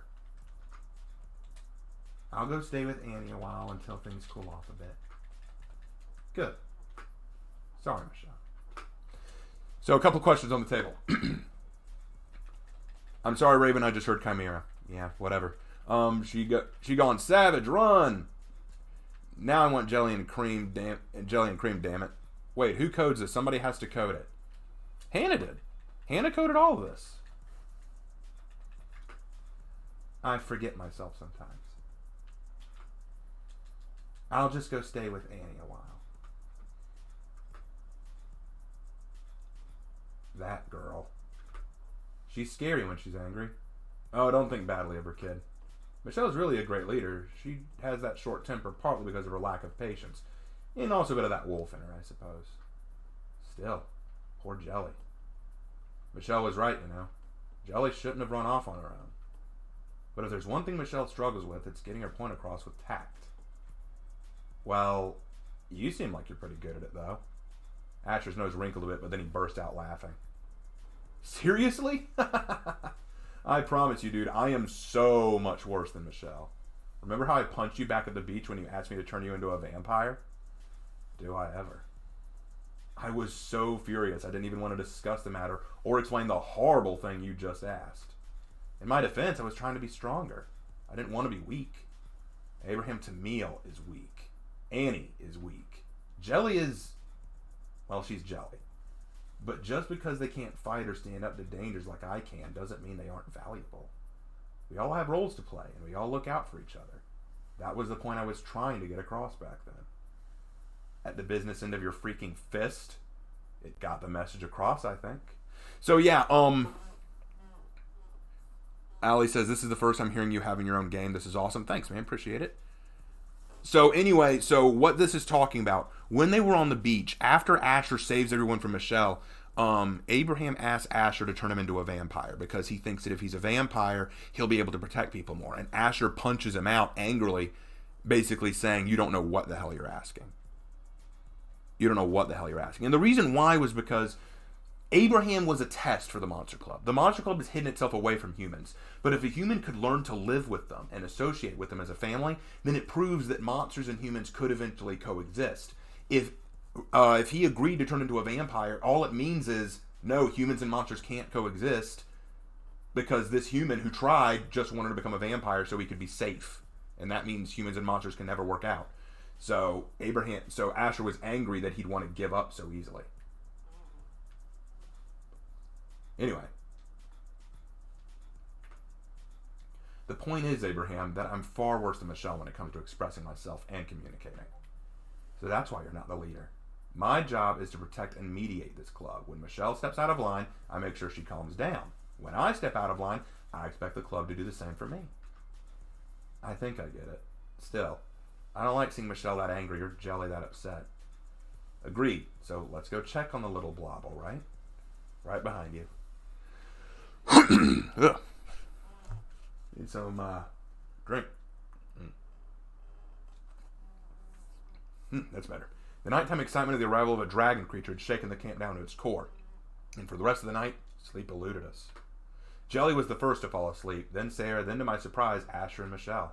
Until at last it was just me staring up at the moon and the stars. The movement stopped, but I didn't see anything coming from the sky. I knew above us in the treetops were long lines of threads set up by Sarah that would snare anything that flew into them bigger than an eagle. If the dragon had returned, we'd know, so I assumed the rustling was just a squirrel or something. Abraham? Annie? Hi. I wanted to sit with you. She hugged her stuffed cat to her chest and sat down next to me in the meek little fire that served to keep us warm. She shivered a bit and leaned against me. I wrapped my arm around her and sighed. Cold? Mm-hmm. She reached out her hand towards the fire and cooed softly like a dove. Bultada. I made all of her spells in Korean. Because she's Korean. Thought it'd be funny. Annie's magic spell caused the fire to roar with a new life, and the heat was far more refreshing. Annie smiled, satisfied, and snuggled into my chest. I wrapped an arm around her and smiled. I haven't seen you use your witchcraft in a while. I don't often get the chance. Well, it's nice to see it. And thanks for heating things up. I heard Michelle yell at Jelly. Oh, you did? And the dragon girl attacked me. Sorry about that, Annie. Is it my fault? No, of course not. Jelly got yelled at because she ran off, and Michelle can't control her temper well yet. And the dragon attacked because she was curious. That's all. I also killed that firefly. I couldn't help but groan a bit. Annie was a marvelous girl, cute, innocent, and youthful. When she was happy and excited, she was a joy to be around. Shortly after joining our club, the clubhouse was destroyed. Not long after that, Asher and Michelle had been kidnapped. As a result, Annie had started to pin all of our misfortunes on herself. After all, bad luck tends to follow witches, right? I guarantee you, Annie, you're not at fault. Sometimes bad things happen. We can't stop them. We can't always control them. But don't think for 1 minute it's your fault. Annie gave a soft smile and nodded her head. Abraham, you are so nice to me, even though I'm a witch and I'm not from here. Yeah, well, of course, you're part of the family. Yes, Monster Club is like family, and you're like a big brother. I always kind of got that feeling from you. It's true, you and I are so alike. We both are orphans, we both are not quite monsters, and we both had to travel a long way to find a new home. I can't do magic. No, but I'm not afraid of you. Michelle and Asher can be scary. Sarah's nice, and she's like a mom. Katie's grouchy sometimes, and Tamila's really funny. Calypso's really quiet, but really nice. Tori's just weird. But you're warm. You play with me, and you listen to me. You're not scary. I guess the club can be a bit rough around the edges sometimes. Okay, so getting some questions here. What about dragons? What about them? Are there giants in this world? No. Next time you talk to Hannah, please tell her how amazed I am by her art and coding skills involved in the game. I'll let her know. Are the monster hunters secular or religious? Are there members of mix of both from a variety of backgrounds? Mix of variety of backgrounds. They all have their own reasons for hunting monsters. I just noticed that Blackie has expressions. Adorable. Yes, he does. Is Jelly on the spectrum? Jelly is a literal ball of goo that can take forms. She has very little intelligence. I love this club. They're my family. And you're my big brother. I smiled and quietly rubbed her hair for a while until at last she began to nod off to sleep. I just sighed and closed my eyes for a few minutes, happy to be here with her. With everyone in the club, it felt like spending time with family, just like what Annie said. I never even noticed myself falling to sleep. But things are going to get crazy. Abraham! Abraham! I tried opening my eyes. I heard Michelle screaming. What was wrong? What was happening? Damn it! Put out that fire! I'll get him! Why couldn't I open my eyes? Why was I so tired? Something was terribly wrong, but I couldn't find out what. I felt my body being jerked and yanked, and then a sharp pain on my head. And then silence once more.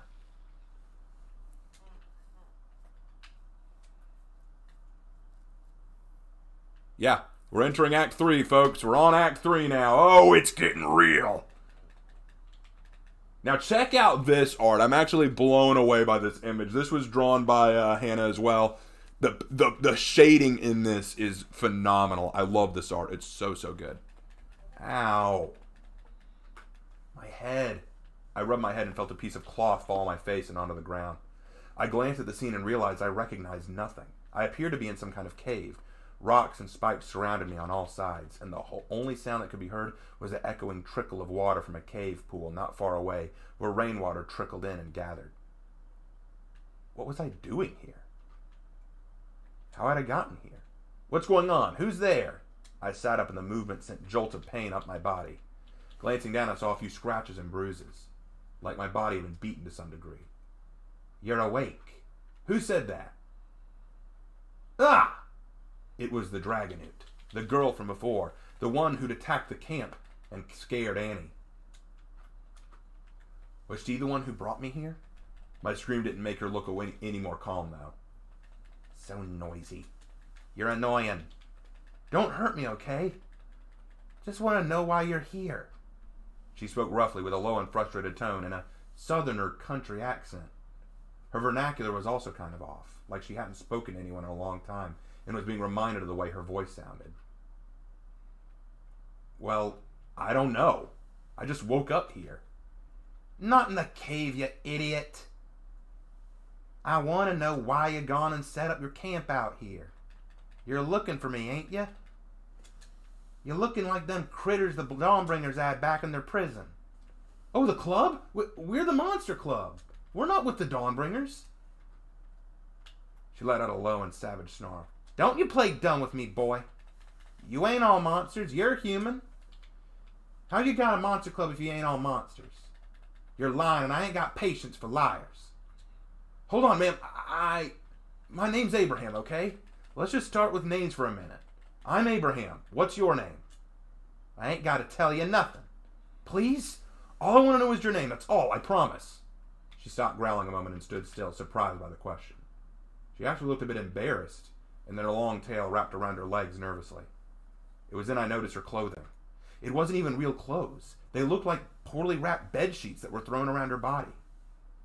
I ain't got one. You don't have a name?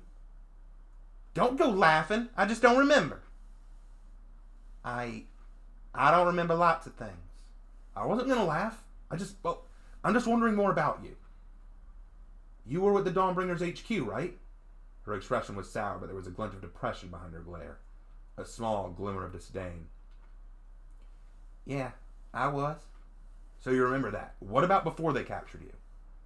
I don't know. I don't remember nothing for that. It seemed strange until I remembered something Michelle told me back at the camp. Could this girl be an experiment? The first of her kind? Maybe that's why she didn't remember anything. Why are you just staring? Enough of them bug eyes. You got no sense in that head of yours. No, I mean, yes, I do have sense. I was just lost a minute. I was just thinking of what to call you. It don't matter none. I ain't got no one to call me by anyhow. I will, though. I need something to call you. How about Julia? I don't think so. Emily? No. Well, what would you like to be called? Why does it matter anyhow? What's so important about some name? Everyone needs a name, right? She looked at me a long moment curiously, almost as if she wanted to find out if I was making fun of her or not. But after a few seconds, she relaxed a bit and sighed. I like the name of Abigail. Abigail? I like it. I really do. You do? Yeah, it's sweet. Why are you going and saying stuff like that? I brought you here, didn't I? We ain't supposed to be all friendly, are we? Well, I mean, I'm still kind of curious why you brought me here. You haven't really told me. I need to know why your club are after me. We just want to help you find a new home or help you get out of the wild. Her expression softened and her anger died down. I wasn't sure if she believed me, but she wasn't being as hostile now. You're fooling, right? Trying to slip me up? No, of course not. I'm honestly not trying to trick you. Then that your job or something? Going out and giving out charity to misfits? Well, I guess that's part of our job, but we don't just want to... Look, we're getting off topic. I took a hesitant step forward to show my sincerity. I only prayed it would work. Abigail, the truth is that we know how dangerous it can be out here. We want you to consider letting us help you out. Why? Well, no one deserves to be alone, do they? Her face shifted to a smile, something I certainly wasn't expecting. She seemed pleased by my answer. Damn, you're a right fine gentleman, ain't you? I am. Still, don't trust you as far as I can throw you. But you seem genuine enough. Either that or you're a gifted liar. Look, just come down and talk to the club yourself. They'll listen and we can talk this out. Right. And I must have been born yesterday, right? Ain't no way I'm meeting with your friends. Not yet, anyway. It'll be easier that way. Easier to catch me, right? I ain't going down there. Then, at least let me go and talk to them. Maybe we can negotiate. I'll talk to them for you and work something out. She kept her eyes on me with a very fierce look. Her eyebrow was raised. She seemed to be thinking on the proposition. What kind of assurance can you give that don't double cross me? Just take me back to my friends, and I'll talk to the gang. I'll bring one person back with me to chat with you too. We'll talk things out together. No. For all I know, you'll bring that vampire. Asher won't come. It'll be someone else. Someone not dangerous like Asher or Jelly. This seemed to calm her down a bit. Guess Asher spooked her. Jelly's that slime who attacked? Yes, that's her. She alright? Oh, definitely. She's totally fine. That's good. Didn't mean to hurt her.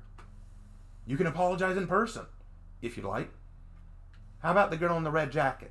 Or the spider? Sure, I can bring one of them back, but you gotta let me go first. And you swear to keep your word? Yes, nobody's gonna try to hurt you. I still ain't sure you're trustworthy. Maybe you just have to take a leap of faith. She began pacing back and forth a few times, her wings folded up to her sides as her tail swished nervously. I must be losing my mind. But I'll try and trust you, at least a little. You don't strike me as one of them. Thank you so much. All right, so I want to stop here for just a second. People are pointing out it's a southern dragon. The reason I made her talk with a southern or country accent was because when Hannah drew her with the red hair, I kept thinking back to redheaded cowgirls, like redheaded country girls, and I just couldn't get that out of my mind. When I looked at her face, I thought, I want her to have a country accent. So I ended up writing her with one. I ended up writing her having a country voice. Sorry, I've been talking a while. I got to drink something. So, Raven, are there water monsters in this world like sirens? Oh, you'll see them. And, hey, Raven, are the Dawnbringers the only monster hunter group? There are more, but the Dawnbringers the one that they deal with. I don't know. Dragon Lady humans can be pretty monstrous. They can be. And the question is, how did she learn to speak if she lived solitude so long? Unless she's a runaway from the Dawnbringers. She is. That's exactly what she is. She's a runaway from the Dawnbringers. That's why she's so suspicious right now. I rose to my feet, but then stopped, realizing I had no idea where I was or how to get back to the others. How do I get back to them? Heck, how do I bring them back to you? I don't know where we are. That's a fair point, and I ain't dumb enough to go showing you my hiding place. Reckon I'll have to meet them myself. Yes, you won't regret it, but I only meet with you on another or one other club member. It's a deal. So when will you come by? Tomorrow night, after sundown. Great, that's fantastic. So, how will I get home now? I don't know the way. Don't you worry none. I'll get you back to him, but first you gotta take a nap. What? But I was just asleep. Yep. Night, kid. We'll be in touch. Ah! And she puts him out. Oh, Abigail. What a character. I regret not adding her to the original story, but, hey, you know. Hindsight's 20/20. I felt a sharp pain as Abigail's tail swung around and hit me in the side of the head. I hit the ground fast, and soon my vision faded. And then everything was black and silent as my head rang like a gong. One of the problems, and this is true story, guys. One of the biggest regrets that I have in writing Abigail was I wanted her to be distrusting, like she didn't trust the group right away. But there were times I thought, maybe she's given in a little too easily. Abraham shouldn't be able to sway her that easily. But, c'est la vie. We're still in Act 3, guys.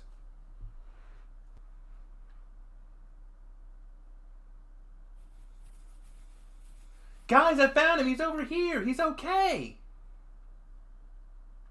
Hold on, I'm coming. Thank God. Quick, is he hurt anywhere? I groggily began to feel myself coming around. The darkness was melting away, and I could feel warm sunlight on my skin. It was morning now?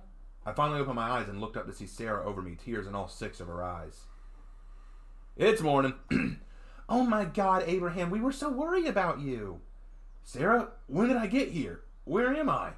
Try not to make any sudden movements. You were kidnapped last night, and everyone was so worried about you. Abraham, how are you feeling? Did that dragon newt hurt you? Guys, I'm all right. She didn't hurt me. Where'd she go?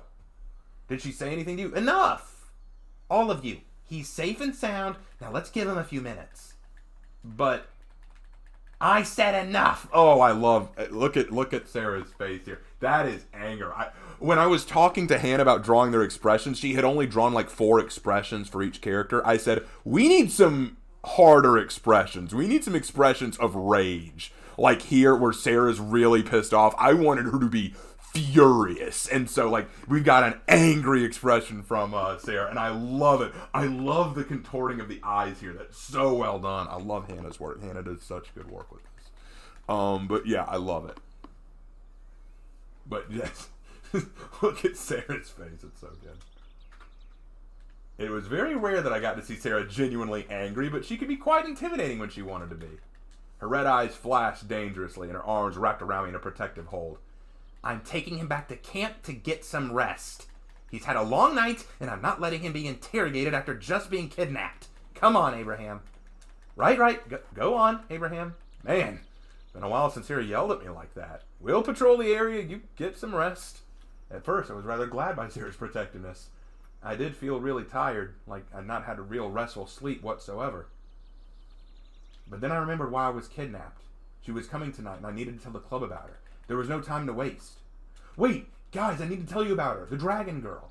Let that wait, alright?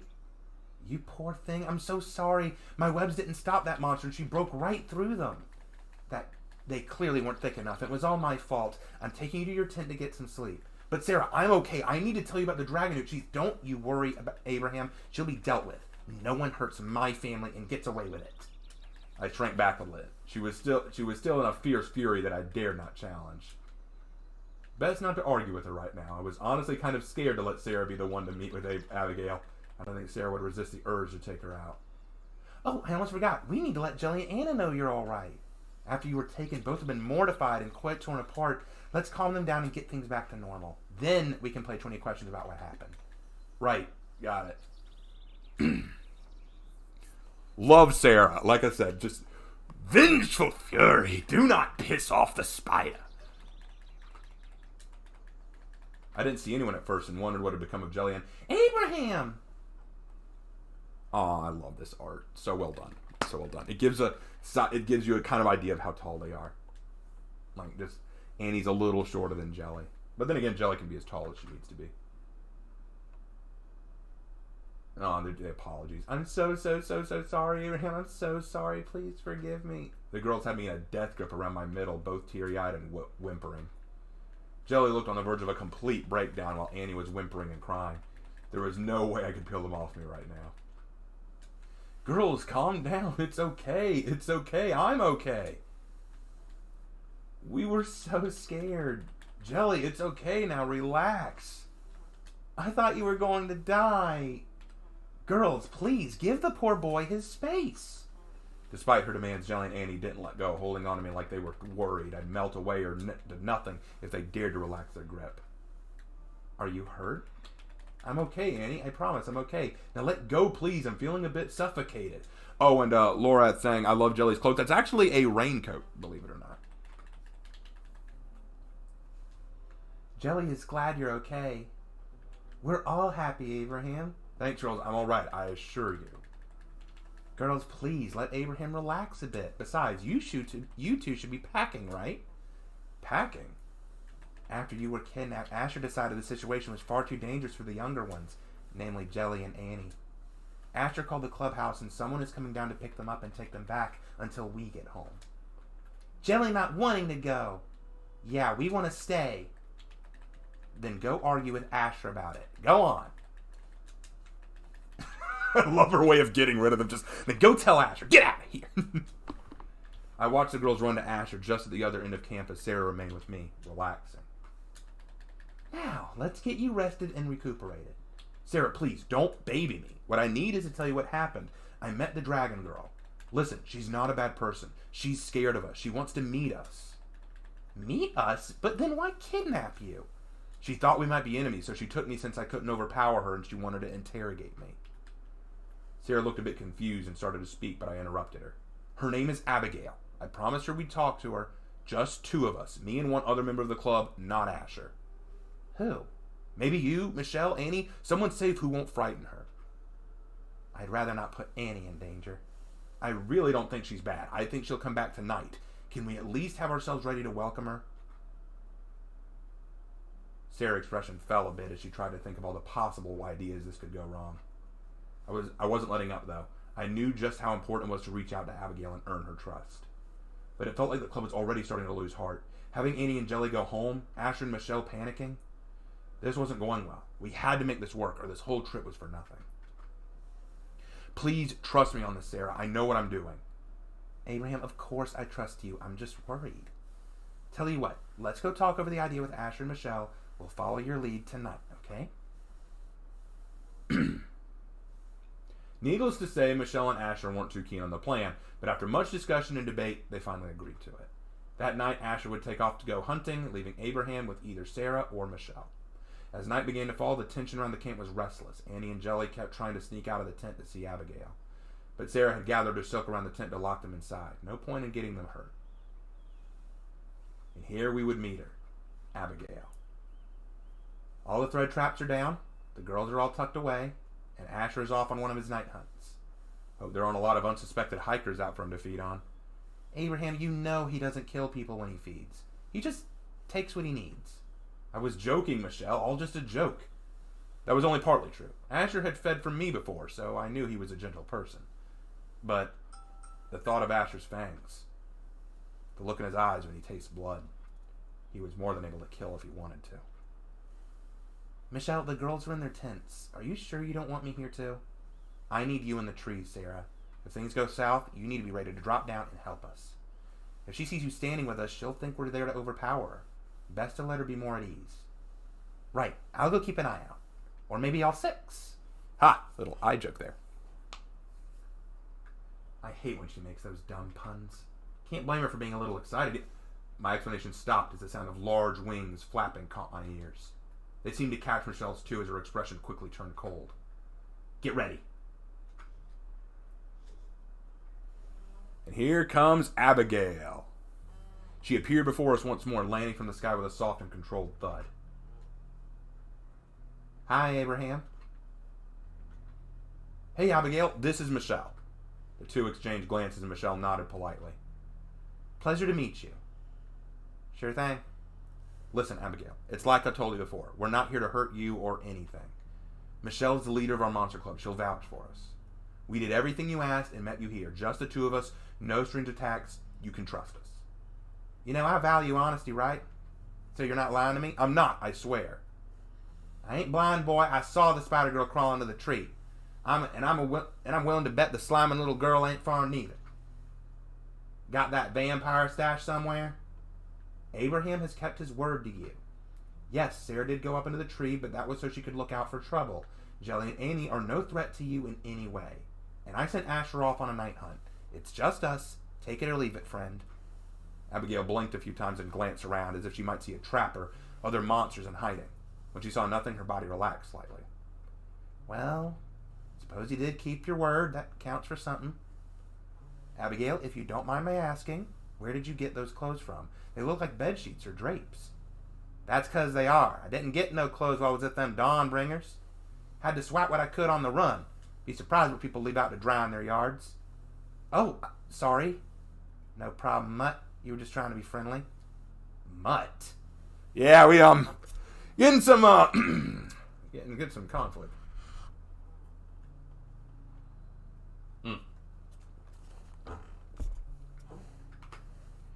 You're a werewolf, ain't you? I can smell it on you.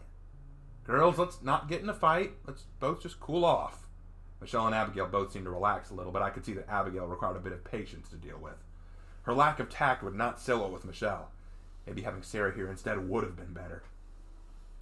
Abigail, we'd like to extend you an offer to come with us. Come with you? We want you to join the Monster Club. Abigail's eyes widened and blinked several times. That's a real offer? You're not jerking me around? I know it seems too good to be true, but we're a shelter and home for folks like you who have nowhere to turn and who need a family. But if you feel like this isn't what you want, you can decline the offer. If you do, though, I'd like to know. What's your plan if you don't come with us? I've lived out here this long. I could do it again. We found you pretty easily. The little slime Jelly claimed her whole family saw you flying here. Eventually, you'll be found by people less friendly than us. You need a plan, and if you like, we can help with that. I suddenly realized why Michelle was the leader. It was true that with Jelly and those rather immature, she could be short-fused and her tact needed work. But when it came to this, talking to people, convincing them to rally to her cause, giving them hope in themselves, this was her gift. Just listening to her made me feel like the club was even more than I'd ever thought it could be. Abigail's face seemed to be softening at the thought. I reckon I ain't got much of a plan right now. Then why not let us lend a hand with that? What about your vampire friend? You gonna have a problem with me? Asher probably won't mind. He's just out hunting right now. But when he gets back, I'm positive he'll welcome you with open arms. Let's bring the rest of the club out. They'll show you that we're not against you here. Gang, come on out. Hi, you're the dragon lady, right? Jelly, be polite. Yeah, I'm the dragon newt. It's a pleasure to finally meet you, Abigail. We're so sorry for the poor introductions. Your wings are really pretty. I promise we're not going to cause you any more trouble than we already have.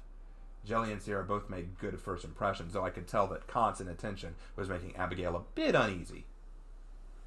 It's, nice to meet y'all. Just give me a minute, Kay?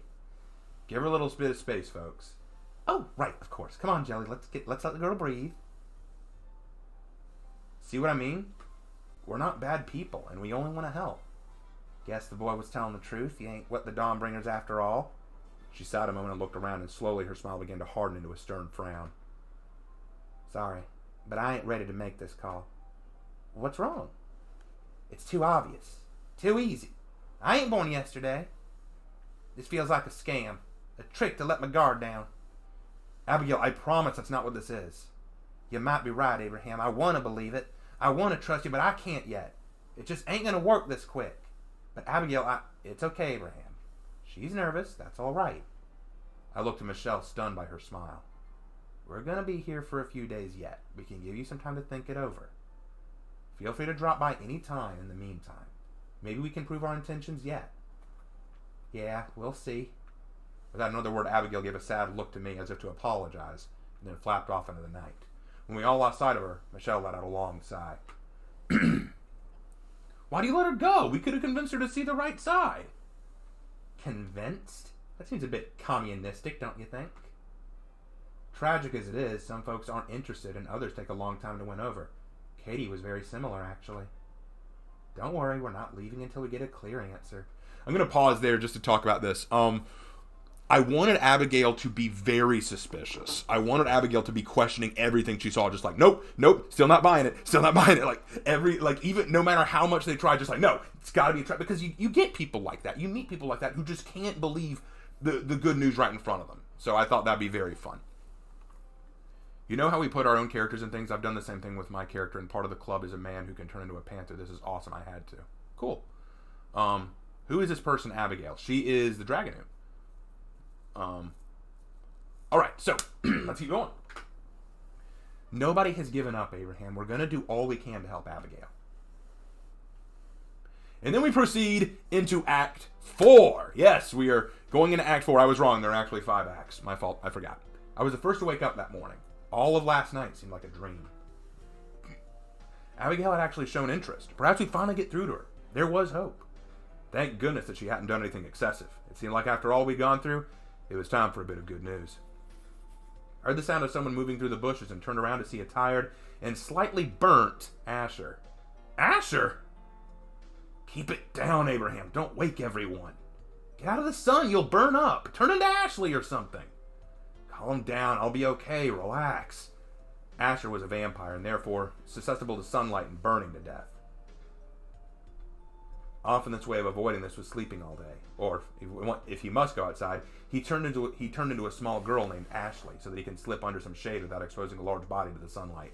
I got that idea actually from Alucard and Helsing. In the last chapter of Helsing, Alucard has the ability to shapeshift, so he turns into a young girl to fight Walter in the final battle, just to sort of play with him, like to say, you're just playing a child's game, so I'll take the form of a child too to show you how childish this all is. So I decided to have Asher do the same thing, so he turns into a little girl named Ashley when he's out in the sun to hide under larger bodies so that he doesn't fully expose himself. It was more of a joke than anything else, but a lot of people liked the idea, so I just stuck with it.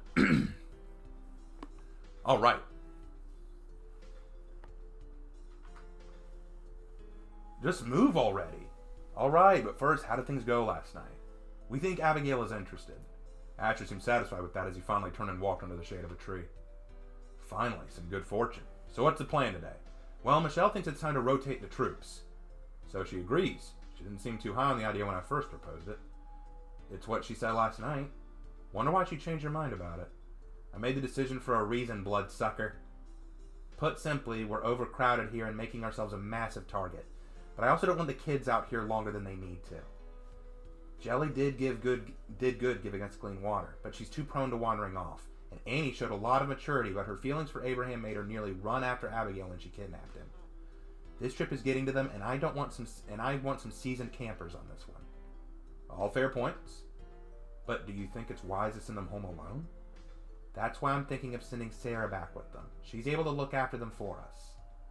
So you intend to send Sarah home and replace her with Katie?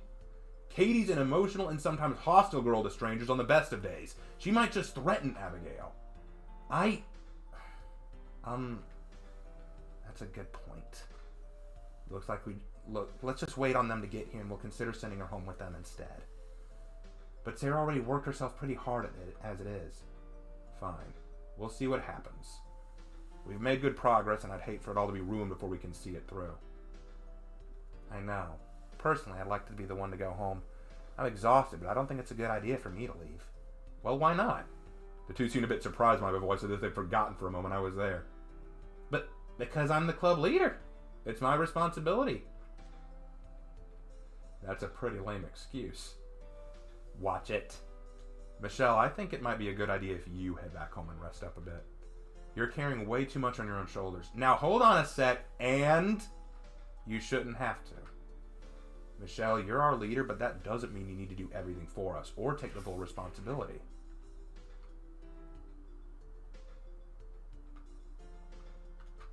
Michelle looked more than a little frustrated, but Asher held firm and kept his gaze locked on her fiercely. Finally, Michelle let out a long sigh. You'll lead in my absence? Of course I will. Then I guess I'll take your advice on this one. I could use some R&R. How do you want the group to be reconstructed? Who's going back home with you? I'll take Annie and Jelly home for sure. Besides, I want Jelly to get word to her group. They might want to be kept up to date on this development.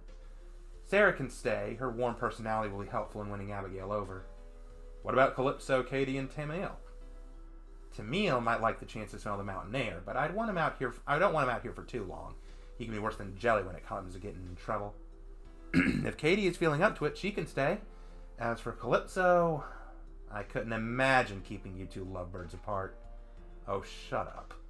Asher and Calypso had only been dating for a month or so, but it was still rather embarrassing than when they were teased about it.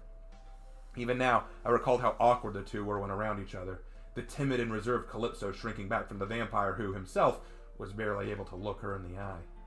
It was adorable, and yet I would never say a word about it to Asher. Get some more to drink. Ooh, my throat's parched.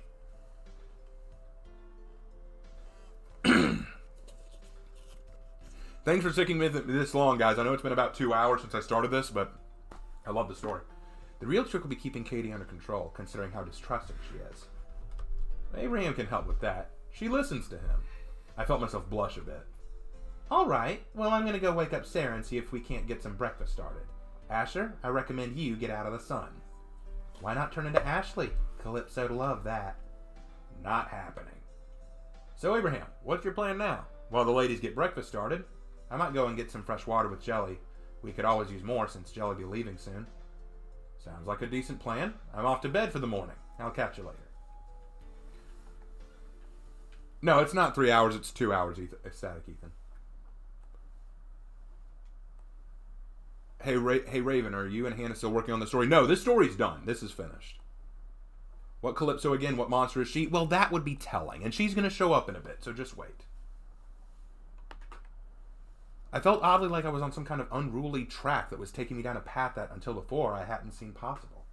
Sure, when we set out, I thought the plan was simple. Find a rogue monster, save her, offer the chance to join the club. But this monster, Abigail, she wasn't so simple. She wasn't anything like I'd expected. Half the club felt uncomfortable around her, and she herself was a question mark. What would she decide to do? Would she come with us? If she did, how do we afford her when we can barely afford to live off of what we have as it is? If she chooses not to come with us, can we really trust her to last on her own?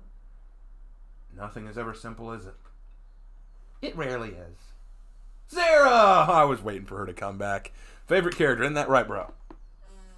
Said favorite character, isn't that right, bro? Correct. Correct. Sarah! You know, life isn't supposed to be simple. I wasn't complaining. I was just... Yes, I know. Abraham, the way you feel, overwhelmed and a bit confused, trust me, we all feel the same way. I don't want our club split up or disoriented. I want to help Abigail, but I'm starting to worry about what'll happen if we do and what'll happen if we don't. Unfortunately, that's kind of how life is, Abraham. Answers are never as clear-cut and black and white as we'd like. What do you think is the right choice? Me? I don't know. I guess we're on the same page then. But I'd keep trying to get Abigail to join us. But you just said, I don't know the right choice, Abraham, but that doesn't mean a choice can't be made. Sometimes you have to trust your heart and have faith that it'll see you through. And if it doesn't work, then it doesn't work, and I feel bad about it for a while. But at least I didn't sit on my hands doing nothing.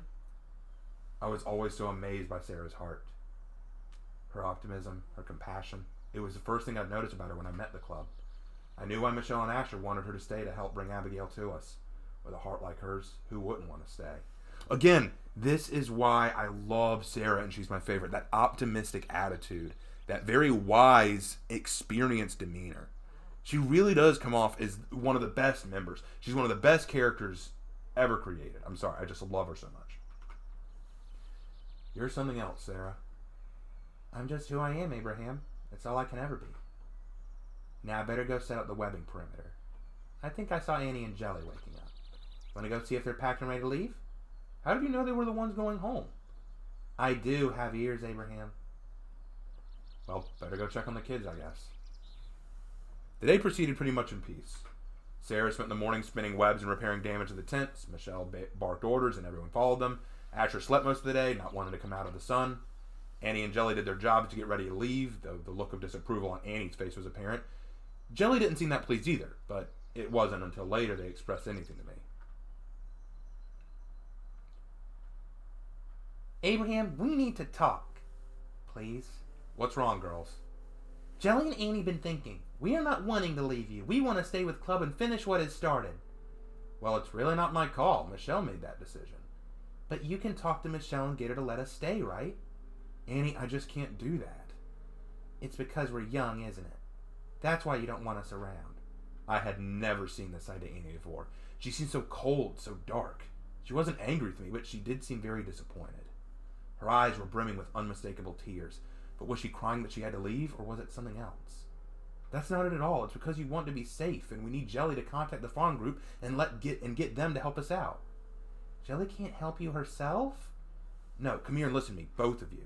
I stepped closer and knelt down so we were eye level. Jelly, you're not technically part of the club, but you are part of our family. And like anyone else in our family, you have a role to play. You have to inform your group of the situation so they can help us too. That's a very important job to complete. It is? Yeah. Who else is going to be as convincing as you, Jelly? You're the one who got all of us out here to go after Abigail in the first place, right? If anyone can pass along the news to Christina and Alexander, it's you. Slowly I could see Jelly's eyes twinkle with glee at the praise. Jelly's really important? Oh, absolutely. So thinking you're up for the job? Don't worry. Jelly tell Christina and Alexander and make them come. Jelly do her best. Excellent. Go tell Michelle you're ready, okay? Yes, Jelly, go tell her. I'm not as dumb as Jelly. God, I loved that line. I loved writing that line. It just shows how pissed she is. She is so mad right now. She's like, I'm not that stupid. The smile on my face fell when I saw the scowl in Annie's eyes. It was true that Jelly was very naive, and a lot of what I'd said had only been meant to bolster her, but it was clear Annie was not so easily persuaded. Annie, why do you want to stay so badly? After what you saw last night and after what Abigail nearly did to me? I want to help you. I want to make sure you don't get hurt. That's what Asher's here for. He'll keep us safe. You are family. Well, yeah, but everyone in the club is family. No, Abraham. You are like a brother to me. You look after me when everyone else... I can't lose you too. Annie's eyes finally gave way to her tears, and I understood her plight now. Annie, who had been born and raised in South Korea, was found and nearly killed by a gang of witch hunters. They had murdered her mother and father, and when she escaped to America, she had no one to care for her. I always knew she saw me as a brother, but I never considered just how much that meant, just how it would feel to lose it all over again. Annie, I'm going to make you a promise right now. I will come back. You don't know that, Annie. God, that face. Can we take a moment to appreciate that expression? Dang. Hannah really did well. Just that sudden shift. She looks like she's about to bawl, okay? Look at that, bro. Look at that, bro. Oh, it's adorable. She looks like she's about to freaking bawl right there. I love it. I love it. It's the best. It's the best. Listen. I'm not going to die, all right? I'll be back at the club in no time, and we'll go fishing together when I do, all right? We'll talk and spend all day together, but since you're my little sister, I can't lose you either. You promise? I promise you. Cross your heart and hope to die. Thank you, Abraham. Go finish getting packed. Kitty and the others will be here anytime now. Wow, that was something. When Jelly came running over to me and saluting like a military officer, saying she was ready to do her best to rally the farm club, I was sure I was dreaming. Then I saw you do that. What, gonna make fun of me? No, quite the opposite. Abraham, you have a way with these kids that I just can't possibly have. You got through to Jelly and Annie with so little effort. I mean, Annie's always liked you the most because you relate so well, but you just have a gift, dude. And then the way you managed to win the trust of Abigail so swiftly? You know, I'm starting to wonder if it's me who should be leading this club. Don't say that. You're our leader, and that's the way I want it. Relax, Abraham. I'm joking. Remember jokes? Don't scare me like that. But that said, I have changed my mind. Asher won't be in charge while I'm gone. You will be. That's an order. Me? Good luck, champ. Okay, so I really like this bit. I liked writing it mostly because it's Michelle acknowledging that Abraham could make a better leader than her, which he probably could, all things considered. He's a lot more temperamental. It's just that Michelle has more experience. However, it wasn't much longer before I heard the sound of movement beyond the campsite. I turned around to see Sarah climbing down from the tree she'd been perching in, beaming proudly. Though the trees came to the 3 club members, we had been absent, Katie, Tamil, and Calypso. So we finally are going to get our other characters. Katie, Tamil, and Calypso are going to show up, guys. I hope you're ready. Here we go. The chat isn't even talking about them anymore, so I'm going to ignore the chat for now. Abraham, you're all right. Why does everyone assume I wouldn't be? Sorry, I've just been concerned. So what else new? Don't you start, Tamil. No have to worry. Secret's safe with me. I don't have a secret. Come on, you two. Play nice. And here is Calypso. Y'all been asking about her. Y'all were wondering about her. There she is. That girl is Calypso. Grr. I'm going to go talk to Michelle. Hi. Hey, Calypso. Long time, huh? How was the honeymoon with Asher? Oh, don't ask about that. It's really embarrassing. She and Asher went run away together, yes? Tamil. I'm only joking. Tamil, I don't think you'd want to come out here. After all, you're not a fan of being far from the clubhouse. No, I not want to come, but Katie say I can't stay in house alone. Will you go back with Michelle, Annie, and Jelly? If lucky. Tamil, you must relax a little. I thought some fresh air would cheer you up. It's nice to stretch legs, but camping bring back bad memory of what happened last time we go camping. At beach.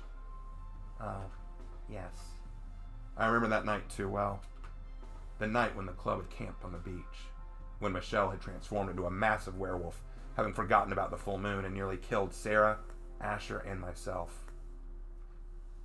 It was a haunting memory on all of our minds. On another topic, how is everyone? Is Asher okay? Sarah? The kids? No worried about Michelle? No need to worry about her. She's strong enough for 10 people. They're all fine. No one is hurt. What you not telling? I quickly winced. Tamil wasn't easy to lie to. His sharp hearing could pick up fluctuation in speeches and trembles in voice. Lying to him was no different than taking a polygraph. Nothing, it's true. No one was hurt. But something happened. Abraham, tell us. We need to know. Yeah, the monster we're dealing with is a dragonoot. She did attack and kidnap me at one point. She what? It's okay, keep your voice down. She's not our enemy. She's considering joining us. Sounds unstable to me. To kidnap and do harm without any practical reason. Stop it. Ah, Michelle back in to be the voice of reason.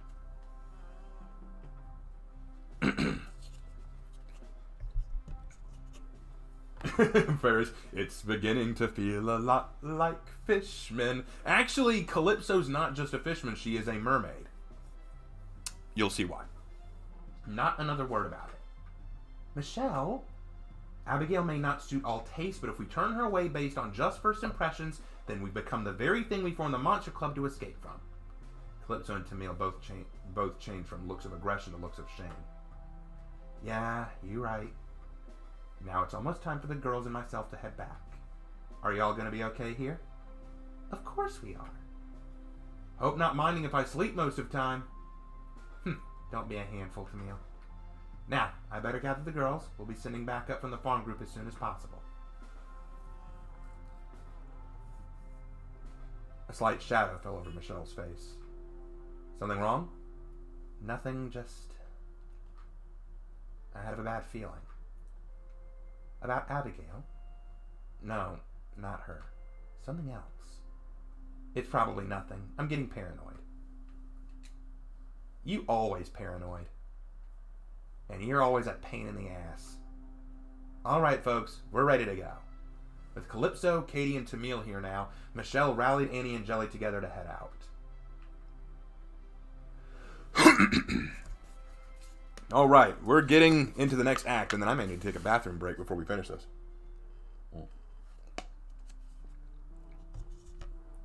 Everyone gathered to say their farewells as Michelle took the girls home. Bye, everyone. My friends will be here soon, I promise. Good luck, everyone. Please be safe. Now, okay, so everyone's asking, how can she be a mermaid if she has legs? I better explain. Okay, so, in the book, Calypso explains that a long time ago, there were no mermaids, there were just sirens. That's what their race was called. Sirens couldn't produce anything themselves, so what they did was they sang to sailors, they would crash, and then they would loot the bodies and ships for supplies, food, jewels, stuff like that. But as time went on and sailors began to grow resistant to their charms, like ships were made different, planes started being built, sirens could no longer get what they needed, so they had to go their separate ways. Some evolved granting the ability to grow legs if they stayed dry long enough. Others decided just to go down deeper into the water to cultivate the bottom of the seafloor. But mermaids who gained the ability to walk on land had a little drawback. If their tails were dry enough, they could split them and make them legs, but if they were splashed with water, then the legs would immediately turn back into fins. It's kind of like a reflex. Like, you know how your eyes will blink if they get too dry? It's the same thing here. It's like a blinking reflex. If the legs get wet, then the body reflexively makes them fins. So Calypso tries to stay away from water if she wants to stay on land, but she usually doesn't stay too far away from bodies of water. So that's why. All right, Abraham, you think you're ready to take charge? I don't know, I guess. Have some confidence. If you're not confident in yourself, how can the others be confident in you? But what if I don't know what to do? What if I mess up? You're going to be fine, Abraham. I trust you. We all trust you. I wouldn't let you lead if I didn't. Michelle's expression slowly sank down to a more serious expression. I felt myself stiffen slightly. It's hard to believe. When I first met you, I thought you were just another human. Someone who'd run away from us or worse, turn us over to the Dawnbringers. But now, I couldn't trust anyone more with the safety of our family. I felt my whole face turn red at her praise. Michelle, thanks. I won't let you down. Ah, cheek kiss. You're going to be fine. Just bring everyone home safe and sound. I froze in place as Michelle gave me a gentle peck on the cheek. It wasn't a romantic kiss or one of pure unbridled love, rather one of affection, of maternal care, in a sense as if she were handing over her reins to me. I will, I promise. I know you will, because you brought me home safe too. I knew she meant when I helped her save her from the Dawnbringers, yet I felt her words ran deeper than just that. But before I could ask her, she pulled away and took the girl's hands.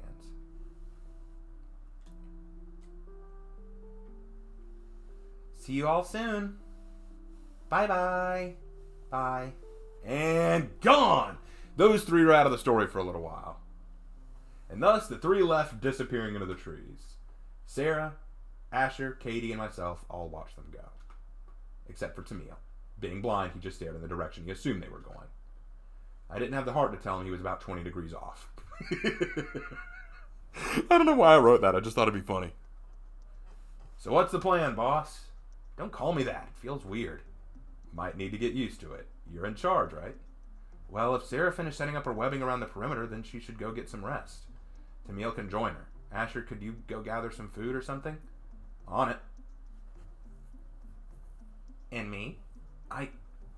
Dang, I don't even know. I don't feel like there's much to do other than wait for Abigail to show up again. This Abigail person, she's the monster that you've been going after, right? A dragonute, yeah. She's not... Well, she hasn't tried to hurt anyone, right? Not yet. Ah, guess who showed up? Someone's back! From out of nowhere, I heard the sound of large wings flapping, and then Abigail came sailing out of the air and landing just nearby, folding her arm wings against her and grinning. But that can always change. Who the hell? Katie, calm down. This is Abigail. She is? You look familiar, Snake Girl. Where are you from? What do you care? Well, just reckon I've seen you before. I think it was back in the Dawnbringer HQ. What? Yeah, I think you were there once. Okay, this is actually true. Katie, when she first showed up in the book, she wasn't with the club at first. She had actually been captured by Dawnbringers and managed to escape. So Abigail recognizing her does make sense because she would have seen Katie at the HQ. You're the one that got away, right? Caused all that trouble right back when. Katie started to rear up her body like a cobra poised to strike. Her eyes flashed of danger, and I could tell she was becoming rather angry. Katie had been captured long ago by the Dawnbringers and tortured horribly. Abigail hadn't been aware and must have rekindled memories. Katie, calm down. You were there? You were with the Dawnbringers? What's going on? Why are you so mad? I was a prisoner there. Katie, she's not the enemy. Settle down. Katie started to relax a little. It was amazing how paranoid she could get and how quickly. I honestly thought y'all were the Dawnbringers when I first saw you. That's why I was so hostile at first. I ain't working for 'em. Right. Of course. Sorry. Where'd that werewolf girl go anyway? She went back home. Katie here, Tamil, and Calypso just got here. Shame. I liked her. Nice girl.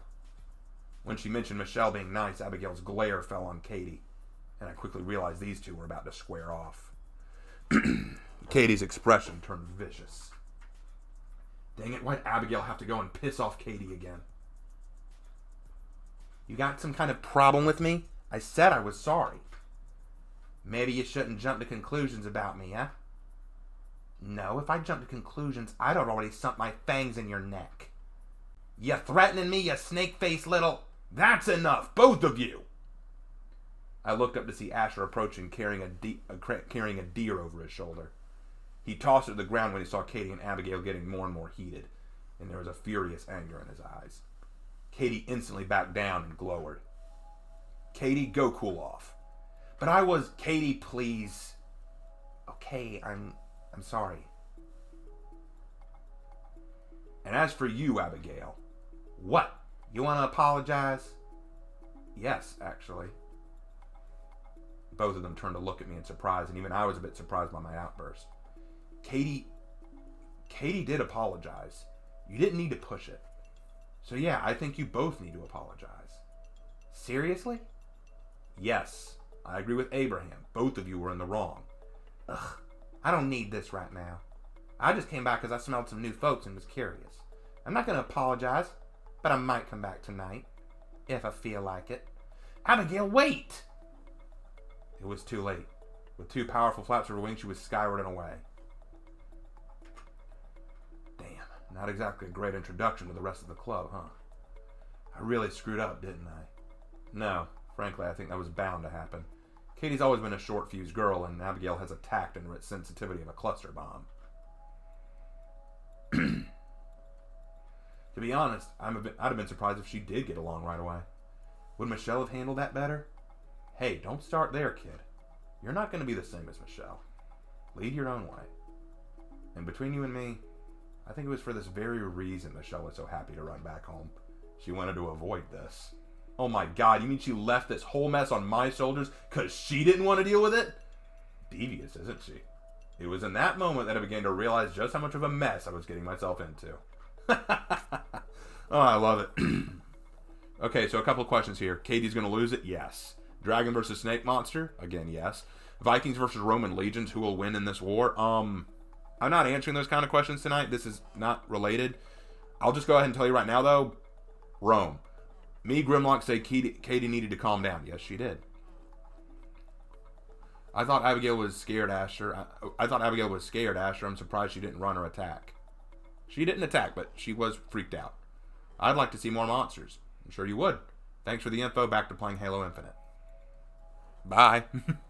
Abraham got played. Yeah, he did. The evening began to set in and things were finally starting to reach a level of normalcy around the camp. But unfortunately, guys, I need to take a quick break here so that I can use the bathroom. I'll be right back. Bro, you want to entertain him while I'm gone? I can try. Yeah, sure. You can. It'll only take a few seconds. Alright. Microphone's right there. I'll be back, guys. Ladies and gentlemen, Lark is now taking over the podcast. And how may we help you? Oh, don't everyone leave now.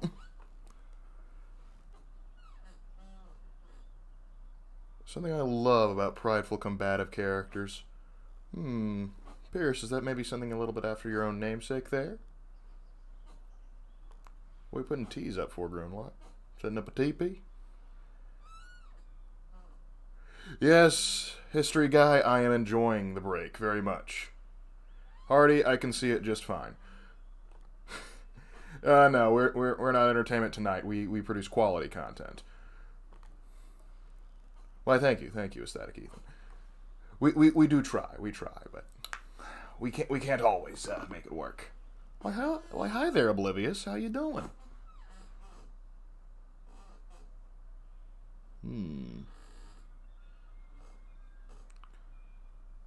Bjorn, I hope I pronounced that correctly. Good to see you here. Hope everybody's having a fine Christmas season. In case he gets back here relatively quicker than I think he will. Merry Christmas to all of you. I'm hoping you are enjoying the holiday season as much as I am. And we can sit back and finally enjoy the simpler things in life. Friends, family, and crap, he's coming back sooner than I expected. Alright, I'm gonna get out of here before he kicks my behind for being in a seat for too long. Yeah, you're good. I told you it would only take a few seconds. I don't believe you. Oh, are you going to? I have needs too. Of course you do. All right, I'm back. Sorry about that. All right. Back, guys. Okay. Love how Ash is the one who calmed everything down when he's usually the vicious one. That is true. Lark ran to the bathroom. Hey, bro, who's your favorite monster?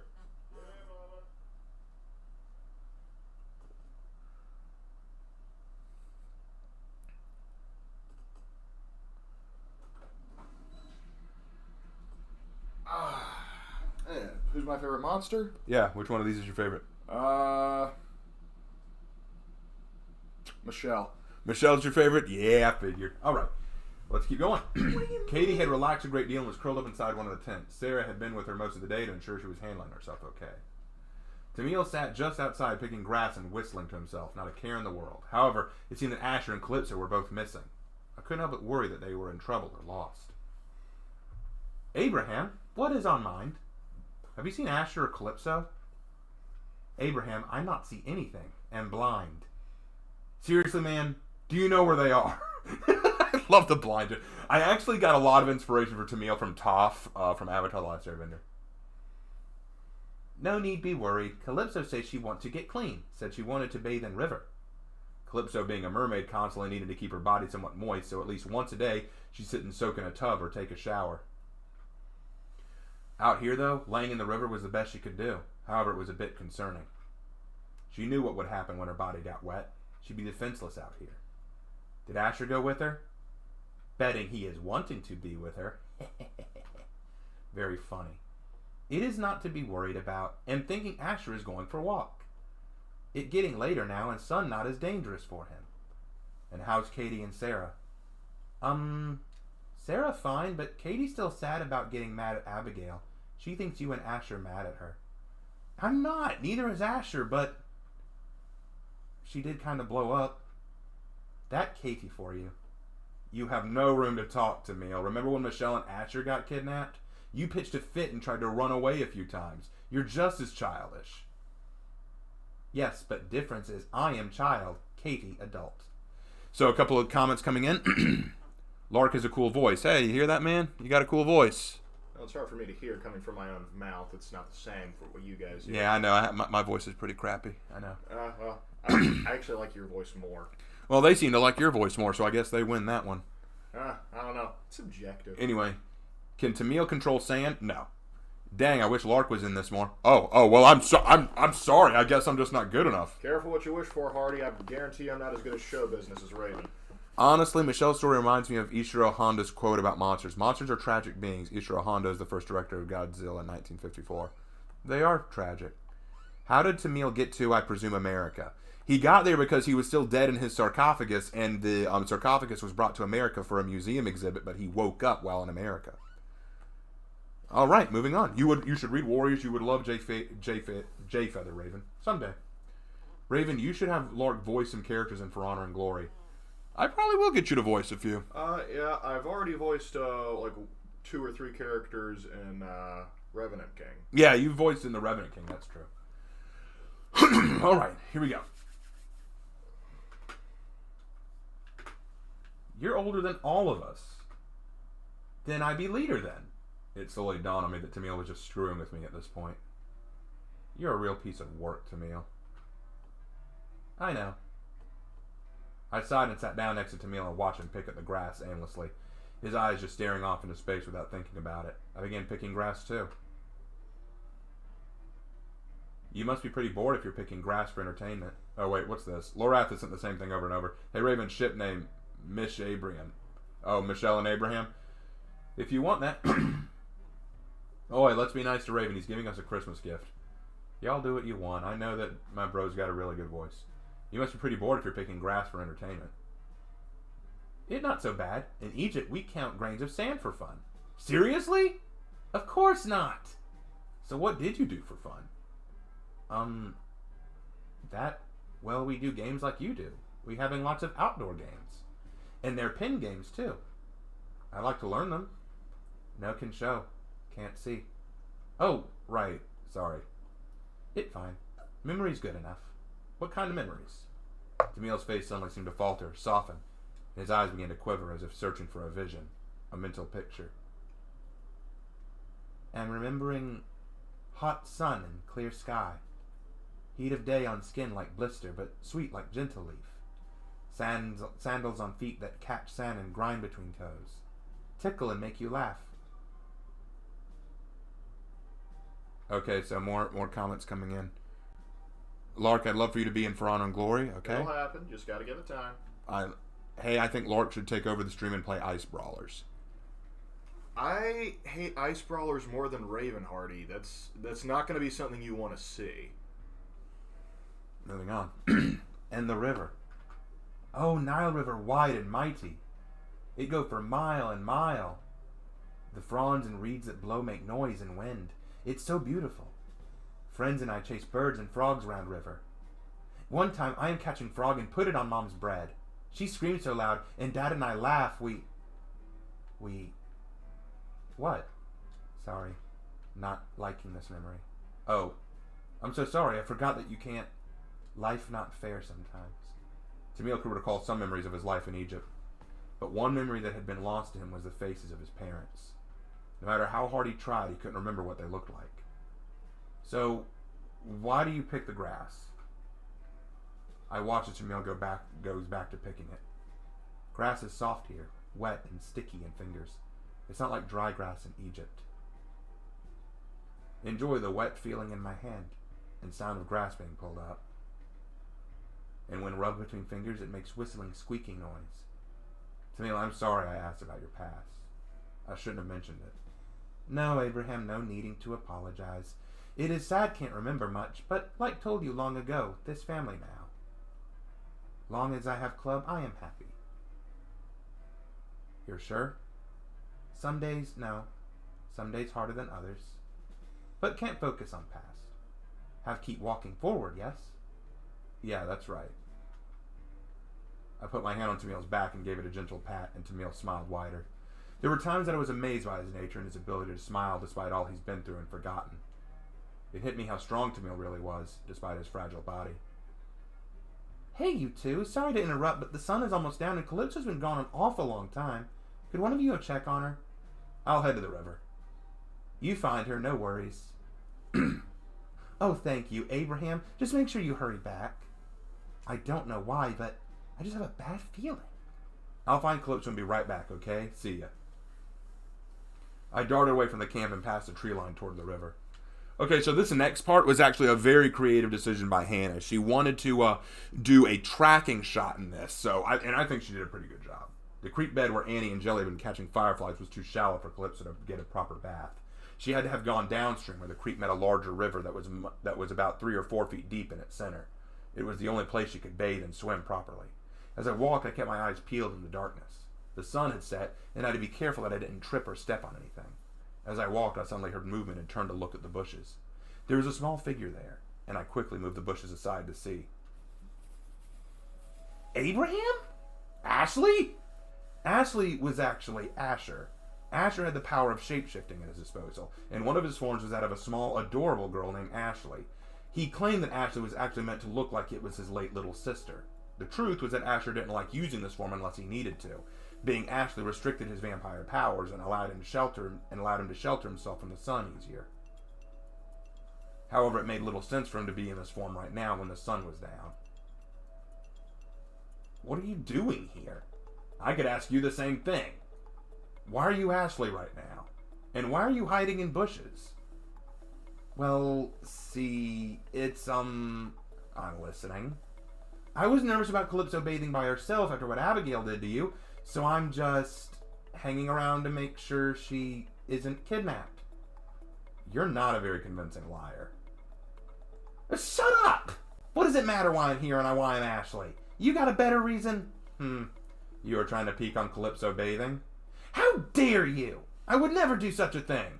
I can't believe you. Oh look, Calypso just came out of the water. Where? Ashley spun to look only to see that nothing was there. I gave a victorious smirk and Ashley glared daggers at me. Dang it, fell right into that. Kinda, yeah. Oh, go soak your head. Ashley ran away into the night and I chuckled to myself as she ran away, her face red and embarrassed. He had to sneak a peek. Asher ain't no pure. He ain't no pure angel, that's for sure. What, a vampire? Pure? Surely you jest. Seemed Asher had his own naughty streak of his own. I pushed past the bushes, and suddenly my heart caught in my throat. Now here's the tracking shot. Very well done on her part. Hannah did such a good job. And there is Calypso as a mermaid. She sat on a rock under the moonlight as her long blue tail flipped water back and forth. She was smiling, and when her eyes fell on me, her smile only widened. She turned a bit and brushed her hair back, and I was suddenly more understanding of Asher wanting to peek. Abraham, was that you I heard sneaking in the bushes? No, that was Asher. He was trying to sneak a peek. Really? Aw, I'm not naked. He could have come out to talk. He's so shy. Asher? Shy? Are we talking about the same vampire? Yeah, Michelle said the same thing. Weird. But regardless, what can I do for you? Sarah was getting worried. You've been gone a while. Oh, I'm so sorry. I didn't mean to worry anybody. I got caught up in the swimming. That's alright, but how long are you going to stay out here? Oh, I was hoping to be out here a while longer. The night is beautiful, and it's been such a long time since I got to just relax and enjoy a different body of water than the lake back home. I've wondered. You're from the sea, right? Are you okay swimming in fresh water? Oh, heavens, yes. Just as long as it's not chlorinated water, I'm okay. Chlorinated? That bothers you? Mermaids are adapted to exist in almost any natural water conditions, but chlorine isn't natural. Our bodies reject it. Guess I don't know nearly as much as I should about you and the others. That's not true, Abraham. In fact, you know more about us and our nature more than most humans. It's very encouraging. So, you're happy about what I know? I think that we're all just happy you want to know. Huh. What is it? It's just, I remember when I first met you. No offense, but you were so shy back then. Now it's like you're not the same person. Oh, I'm sorry. I suppose that I was a bit awkward at first. In truth, I suppose I still am bad at expressing myself. You seem fine to me. Besides, you could be a lot worse. Look at Katie or Michelle. Katie's problem is she lacks restraint and has a temper, but Michelle is very sweet. She's just protective. If she feels the club is in danger, well, she just goes guard dog on us. Still, they can be hard to deal with. You manage somehow. What's that mean? It's nothing. Forget it. Okay, so throwing some shade on the fact that Michelle and Katie kind of crush on Abraham. It's actually really funny. Okay, so what she's talking about being shy before. When I first wrote Calypso, I wanted her to be really socially awkward, like really shy around people, unable to talk, just kind of like shutting down when people associate with her.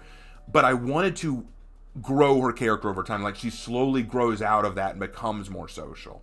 So you can't see it here, but when I first wrote her character, when she started off in the book, she could barely talk. Like she was incredibly socially distanced. Like she could not speak to people. But now she is much more open, or at least getting there. And so she is a much more talkative person. How she grew tail. Man, y'all gotta be listening the whole time. She grew the tail because, as I explained in the book, sirens as a race existed before humanity advanced. What they did was they sang to ships, the ships wrecked, and they would take the provisions and stuff from it to live off of. But when humans became better at building ships and navigating, and they grew planes and all that, sirens were having a harder time sinking ships, so some had to evolve, and those that did learned how to split their tails and grow legs and walk on land and associate with humans. But if their legs get wet, they turn back into fins like a reflex, so that's why. Don't know why, but I heard Calypso, I thought Cyclops. Nope. Ayo, a mermaid without red hair, and is her name a name of a famous mythical character that we use in parts of the Caribbean, Disney Plus says? Disney Plus, you talk about a mermaid with red hair being your property, but in your live-action version, aren't you trying to make her black? Shut up. Anyway. It's nothing, forget it. Alright. Well, either way, we should be getting back, but before Sarah panicked. Abraham, come here quick! Now Asher's back. I spun around to the sound of Asher's cry. At first I thought he was angry, but that wasn't rage in his voice. It was concern. He was scared. Asher? Sounds like trouble. I haven't heard Asher that worked up in a while. Be careful. Will do. You draw off and hurry back to the camp. Alright, so Asher had a freak out. Get ready for this one. I heard back to the forest and there saw Asher standing beside a tree, his hand leaning against the tree trunk. When he saw me approach, he ran to me. Abraham, this is seriously bad. Sorry, I know I shouldn't have been talking to Calypso so long. I know you're not that stupid. Oh, I felt myself blush heavily from that. Asher ignored it. I was making my way through the woods to find some blood and, well, I found bullets on the ground. Likely dropped accidentally. A local hunter, probably. Nothing serious, right? The bullets were made of Macedonian silver, and some were mercury. This was bad news. Silver was a pure substance that could repel non-human or unholy creatures. It was one of the few materials that could do harm to monsters. The fact that it was Macedonian, though, meant that it was crafted specifically for hunting the unholy. And that meant one thing. Dawnbringers. Judging by the footprints, we're looking at 8 to 10 hunters. Why are they here? Same reason we are, probably. They want Abigail. Possible scenarios began running through my mind of how to best approach this. What would Michelle do? What would Solomon do? What could I do? I had no idea. I felt lost. I wasn't prepared for this. I've been preparing for just dealing with Abigail. Not fight with the Dawnbringers. What do you want us to do? Me? You're more experienced with fighting these guys. I only got out of the Dawnbringers headquarters with you and Christina dragging me out, remember? You're also our acting leader. Michelle trusted you with the position. I wish she hadn't. I had no idea this would happen. It doesn't change what we have to do. Look, Michelle probably didn't know it was coming, but being a leader means you have to prepare for these kind of things. I'm here to help, but I want you to maintain leadership. leadership. Honestly, I'm really not that good of a leader myself. Otherwise, I'd accept the role. Okay, let me think. There were different ideas and plans running through my head.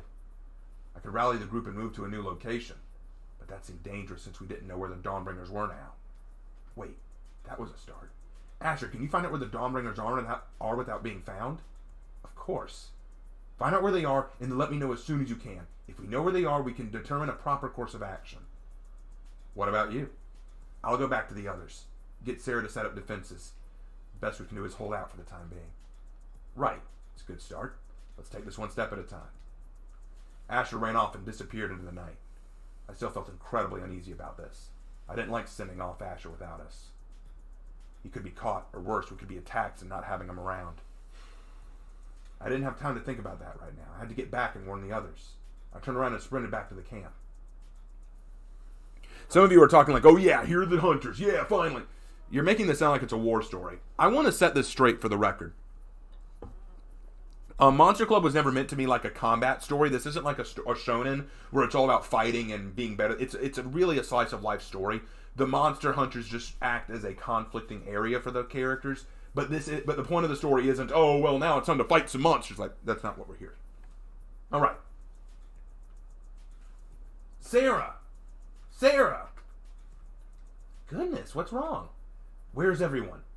Well, Calypso just got back and is resting with Katie, who's been sleeping for a while now. Tamil is, well, he's probably in his own tent right now. Asher's found evidence that the Dawnbringers are searching for Abigail. Oh, sorry, read it in the wrong voice. Asher's found evidence that the Dawnbringers are searching for Abigail, too. What? Those monsters are here? Sarah, calm down. Shh. Oh, they better pray I don't find them first. After what they did to Michelle and Asher, we don't have time for that. Sarah, settle down already. Asher's gone to find their position. While he's gone, we should ready ourselves to move out if we need to. I'd like it if we could... Dawnbringers. Again? No can deal with this again. Oh, sorry, Tamil, did we disturb you? I was not asleep. I hear everything. Dawnbringers are here. They after Abigail. Both of you need to chill out right now. Both Tamil and Sarah calmed down and turned to face me, waiting to hear what I had to say. I cleared my throat and continued. Listen, this isn't the time to panic. Sarah, start putting tripwires around in case they come this way. Tamil, go let Calypso and Katie know what's happening. And be calm about it. Lead me to tent, and I do. Right. I'll go get to work. I led Tamil towards the tent where Calypso and Katie were. Once we were there, Tamil slid inside and I stepped back. I had to go help Sarah as best I could. Tamil could relay the information fine without me. I ran back towards Sarah. When I slowed down, I could hear a familiar sound. Guess who's coming back? Ooh. Need some more to drink. I'm all out. Damn it. I'll get to more in a minute. A sound that spelled someone's approach. The sound of leathery wings.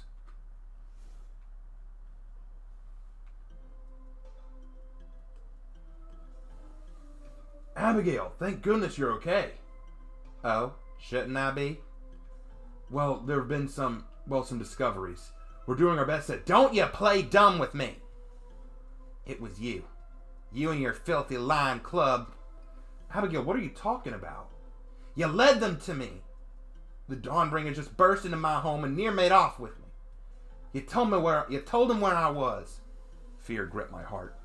The Dawnbringers had indeed attacked her, and that meant they were resourceful enough to attract her to her cave. But now there were two other factors. One, the Dawnbringers were probably still tracking her. Two, Abigail thought we were responsible. Abigail, it wasn't us. We didn't call them. We hate the Dawnbringers. Liar! I swear it. How could I lead them to you? You kept me unconscious whenever you took me to or from your home. I wouldn't be able to lead them to you, would I? Besides, we're a family of monsters. Why would we work with those evil people? I trusted you. You and your club. She made a dangerous step toward me and I backed away fast. You lied. You're nothing but another lying human. Stop! That image right there. Yeah, you can... Okay, so first of all, you got all this thread coming out of nowhere, and you got Sarah back there really pissed off. Just that is the look of someone who ain't taking no crap right now. And over here is Katie ready to take her out if she does anything bad. So, yeah, we've got we got Abigail tied down. What the hell? I blinked, but to my amazement, Abigail had been halted in her tracks. From the shadow of the tree line, I saw 6 glowing red eyes in the dark, glaring daggers at Abigail. Silk thread stretched from the figure's hand to Abigail, whose arms were now binded her by webbing, strong as silk. You take one more step towards Abraham, and I'll personally bury you. Sarah, stop! I'm okay! I didn't have time to make another argument, as suddenly there was a loud hiss, and Katie was in front of me, her coiled body rearing up like a cobra, and her eyes burning angrily. Hold her tight, Sarah. She's mine! Stop! Both of you, please! Hold on!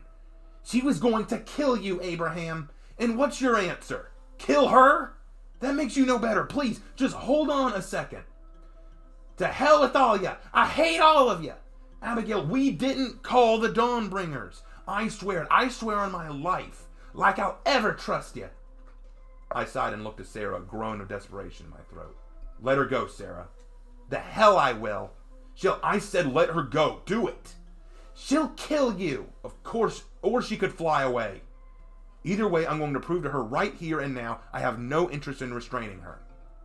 Sarah, let her go. All right, Abraham. I trust you. I watched as Sarah stepped out of the shadows and cut Abigail's web restraints. Abigail stood there dumbfounded a moment, and then turned to face me again. Why? Why are you freeing me? Is it another trick? Another ruse to... Would you shut up for just one moment and let us talk? Abigail, please. If you want to run away, do it. Abraham, we're not going to hurt you or sell you out. We didn't give you to the Dawnbringers, and we didn't call them here. If you simply refuse to believe us, then run away. I could see the disdain on her face, the confusion. She had been so certain that we were guilty, but now was being given the chance to escape. Guilt and embarrassment flushed across her face. Yeah, you really didn't call them? Of course we didn't. Abigail, I was held by those monsters for almost a month and tortured. Michelle and Asher were both kidnapped by them and treated like vermin. We would never turn someone else over to them, even if they deserved it. It's true, Abigail. We all resent the Dawnbringers. We can never work with them.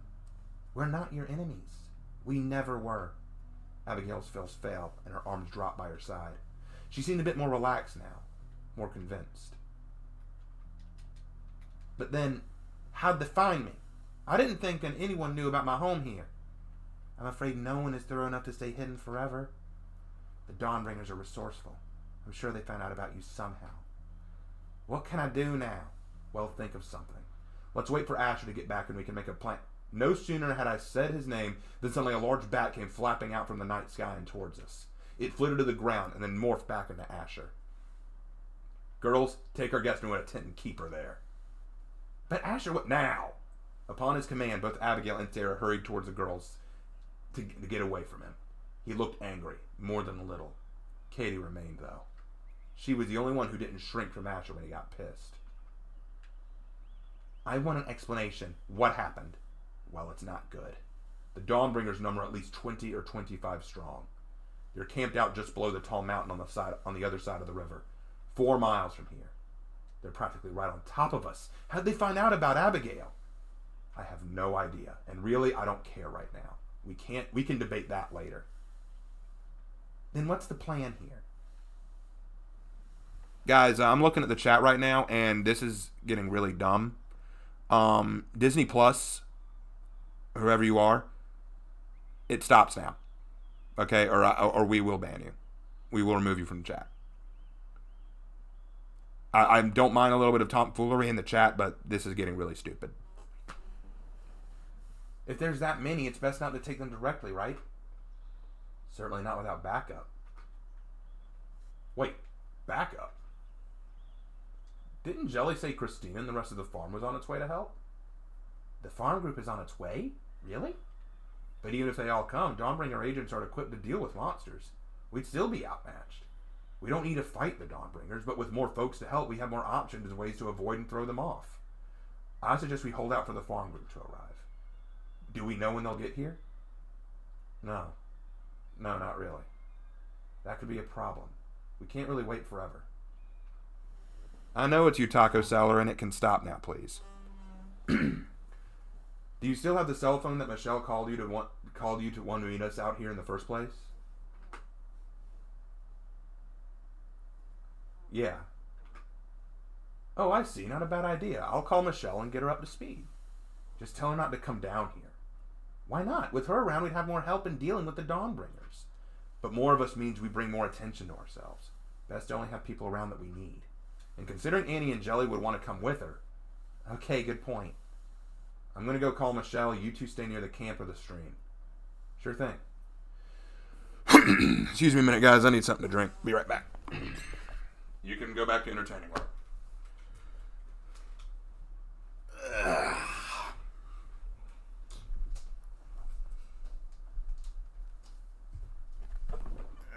Ladies and gentlemen, the show is about to begin.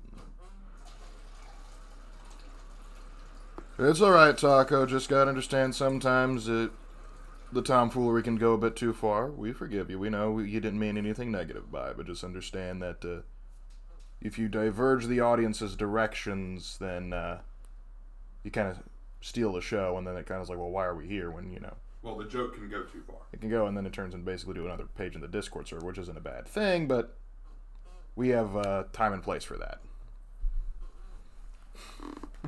All right, you're back. Thank you, appreciate that. Okay. Lark only took over for a few seconds. Don't worry, I'm still in the room, guys. Yeah, they would prefer you, I think. I think they prefer the duo. Well, we'll do more videos together in the future. Indeed. Anyway. Abraham, while we wait, mind helping me with something?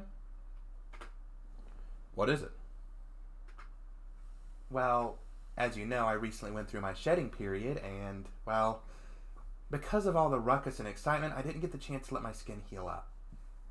Okay, how can I help with that? Follow me to the creek and I'll show you. Katie led me to the creek and wasted no time slithering her body into the water and rolling her tail around in it to get all her scales nice and wet. She then handed me a piece of clean cloth and allowed me to see her tail. So all you have to do is rub the cloth on my scales and get off any leftover or dead skin. Seriously? You don't have to act so surprised, Abraham. This happens every year. But in the past, I'd get Tamil or Sarah to do this for me. Since both are occupied entertaining our guest, I'm asking you. Oh, okay. How does it... Don't be so nervous. Here, I'll make it easy for you. Sit down next to the creek. Now, this was a very interesting image for Hannah to do. Hannah actually had to look at images of anacondas in the water and stuff to really understand how a snake's body could move in and out of the water like this. But she did a really good job with it. I actually really like the way this came out. And if you look, again, Abraham and Katie's facial expressions will change.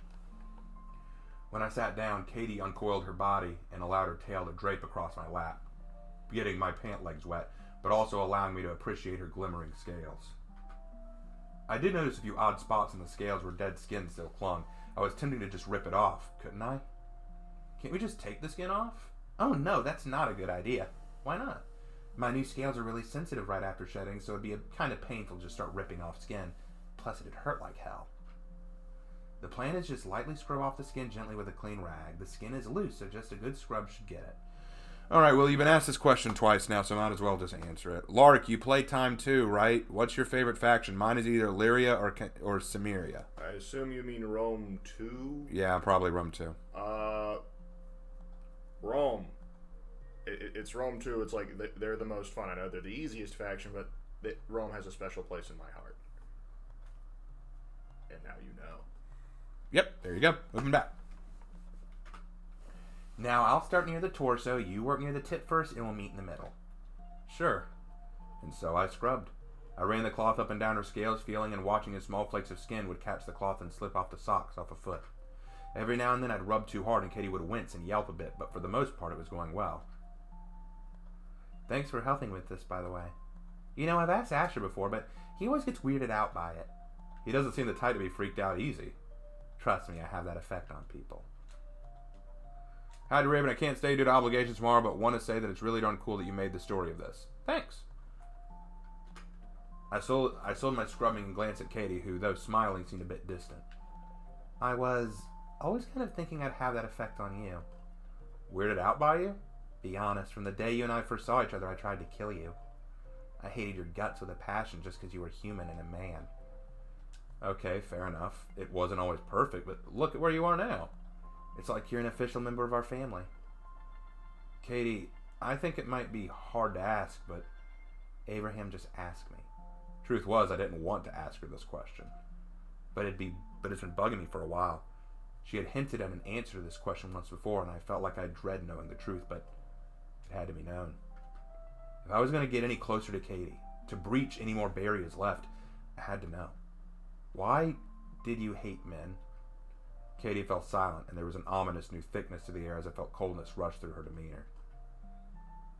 It's not something I want to bring up. Sorry, I was I only wanted... No, it's all right. Well, the truth is, Abraham, long before I came here, a man I trusted attempted to rape me.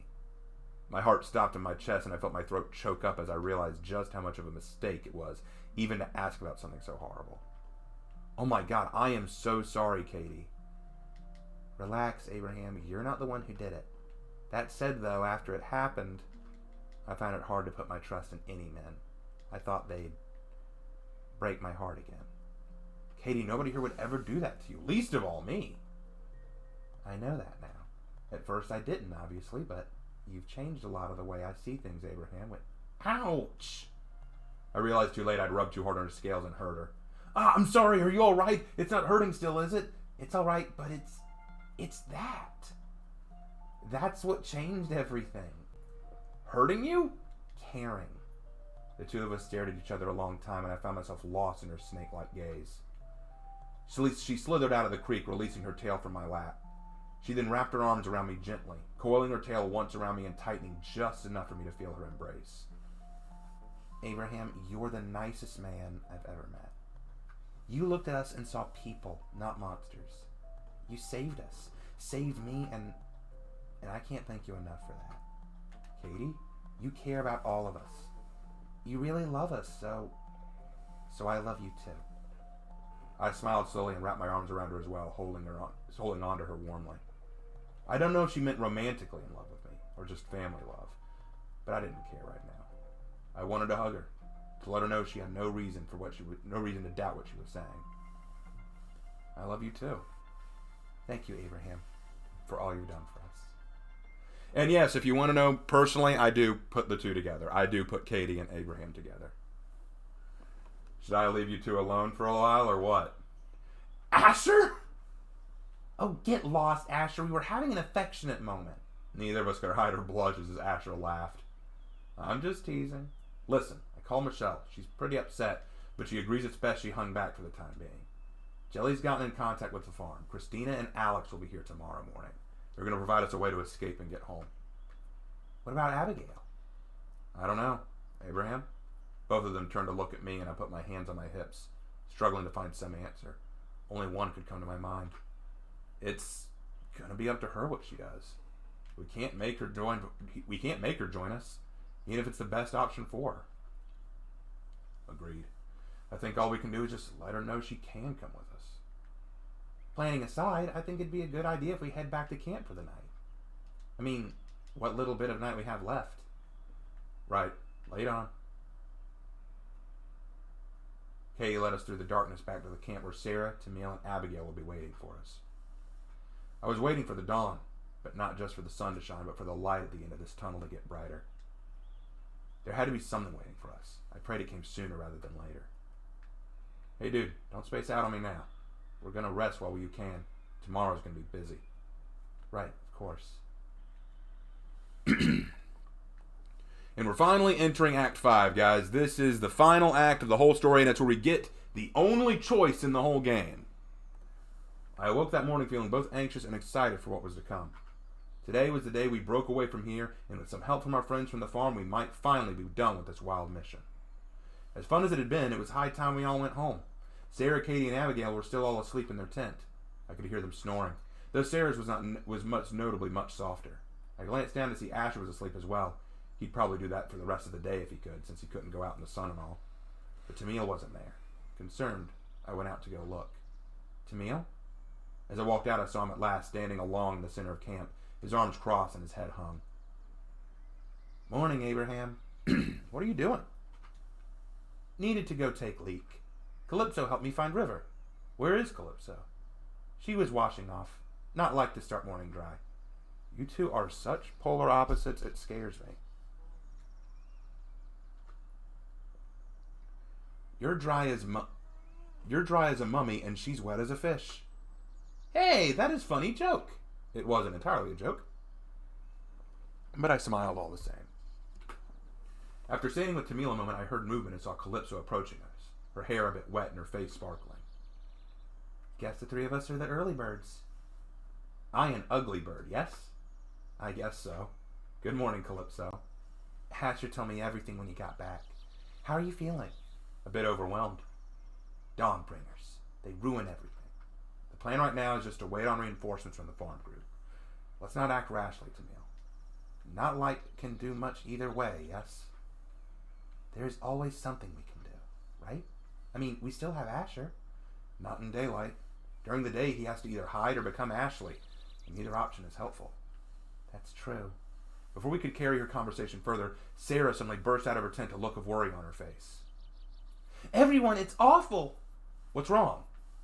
What is it? One of the silk tripwires. They've been cut. Then they're here already?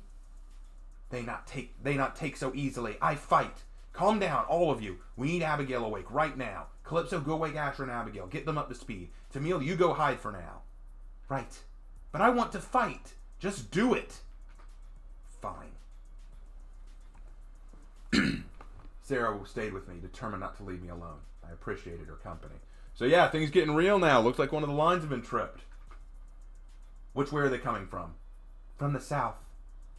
Don't worry, I won't leave you. Think Abigail will be helpful? Or even Asher? Even if they're not, we'll hold out as long as we possibly can. I promise. I was going to thank her when suddenly the bushes shivered and the trees began to quake as I heard something large coming towards us from the southern direction. I backed up a bit, seeing a large stick on the ground. I grabbed it, ready to throw it at the Dawnbringers when they ran through. I wouldn't run. I couldn't. I braced myself, ready for them to come blasting through, guns drawn. I'm ready. And then... Darn it, Alex. Did you have to make such a ruckus? Now I'm sure the whole group is panicking. Come on, Christina, you ain't gotta get all in a tizzy because I made noise. Meet Christina and Alexander. Oh, man, this was, these two were great characters. Now, I want to say something right off the bat. Thank you guys so much for staying with me this long. Where I am right now, it is 11:45 in the evening. It is almost midnight, and we're almost done, I promise. Thank you to all of you who have stuck with me this long. I really hope you all have enjoyed it. This has been a lot of fun. All right. Let's get through this as quick as possible. So, Christina and Alex. Christina over there, the punk girl with the green hair, she's a Gorgon. Her hair turns into snakes when she's angry. That's her lore. And can she turn you to stone by looking at you? Kinda, sorta, but I'll explain later. And Alex there is a Minotaur. That is a Minotaur, yes. So, there you go.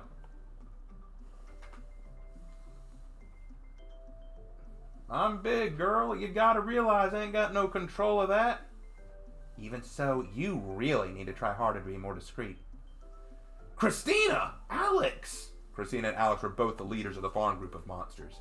Alex was a Minotaur and the owner of the 6 acres that make up the farm. He was the original founder of their little club. As for Christina, much like Michelle, she was their leader. She could always be found wearing shades to hide her eyes because Christina was in fact a Gorgon.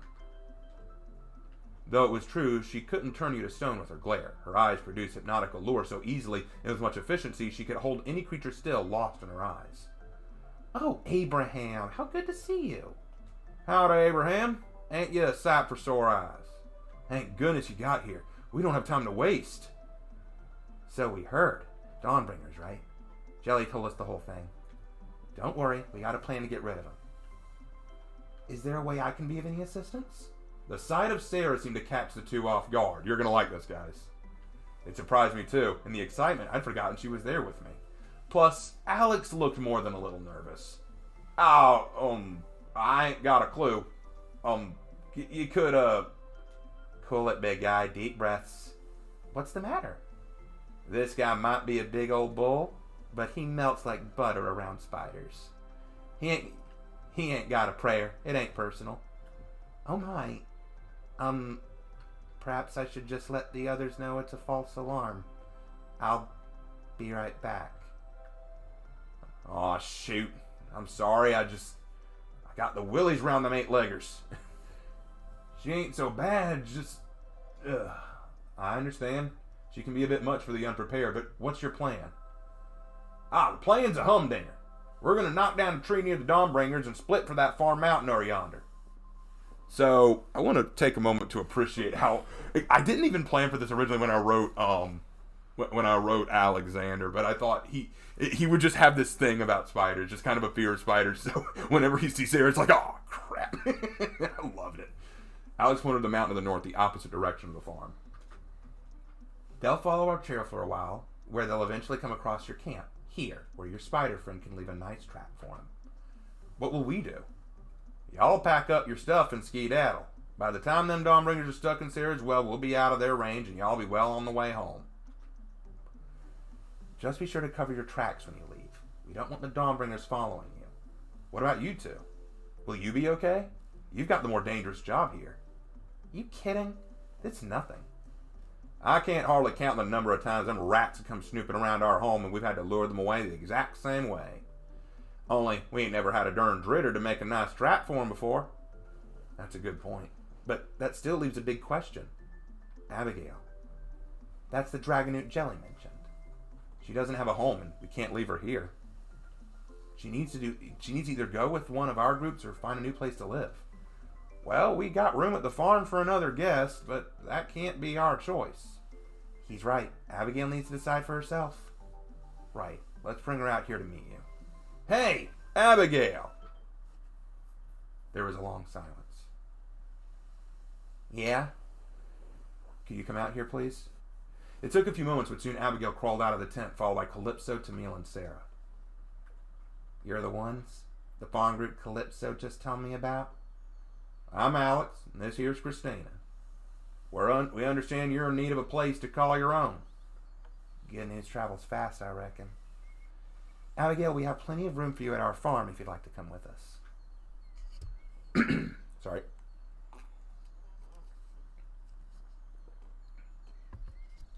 Or you can go with the Monster Club if you'd rather, since you get to know them a bit better. Or if you feel better on your own, you can certainly go where you wish, but this is your choice, dear. We support whatever choice you make. We all do, Abigail. But you have to make one now, because the Dawnbringers are on their way and we need to know which way you're going before we lead them off. Dang it, I hate feeling rushed. Give me a sec. We all fell silent as Abigail looked between us. In truth, either option had its benefits and its disadvantages. With us, she was more familiar with us, and plus she knew we'd all accept her.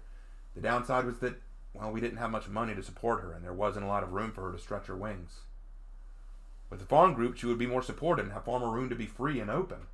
The downside, though, was that she'd only just met the farm group, and that would take some getting used to. I prayed a silent prayer for her and waited for her decision. All right, and so we reached the big ultimate decision of the story. Does she join the Monster Club, join the farm group, or join nothing and go her own way? So you get the good ending, the neutral ending, and the bad ending. So I'll let y'all take a minute. I'll give y'all... it's 11:50. Keep in mind there's a bit of a lag. There's a slight lag. I will give y'all... What do you say? About 2 minutes to decide? Give him a solid 2 minutes. 2 minutes. I'm going to start the timer. 2 minutes to decide which one we go with. I'll let y'all decide which we do. We got a nothing and a farm. I'll go ahead and tell you the good ending is the Monster Club ending. Neutral is farm, bad is nothing. Hardy, I'm not counting it twice.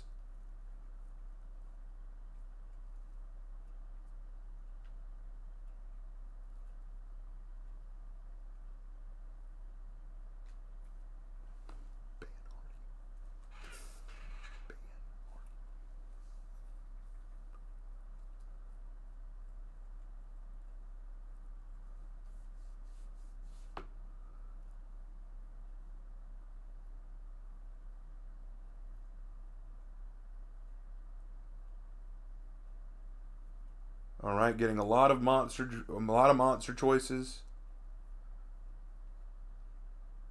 Got about a minute left.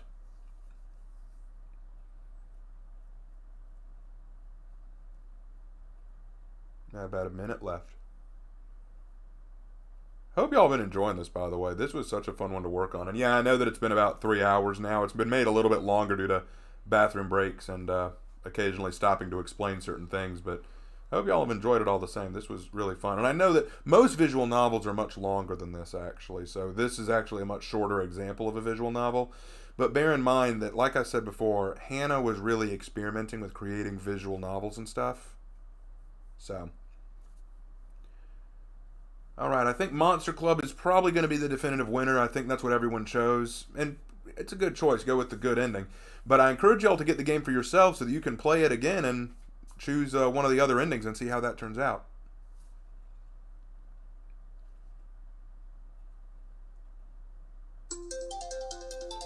All right. And that's it. We're going to go Monster. All right. Let's pick it.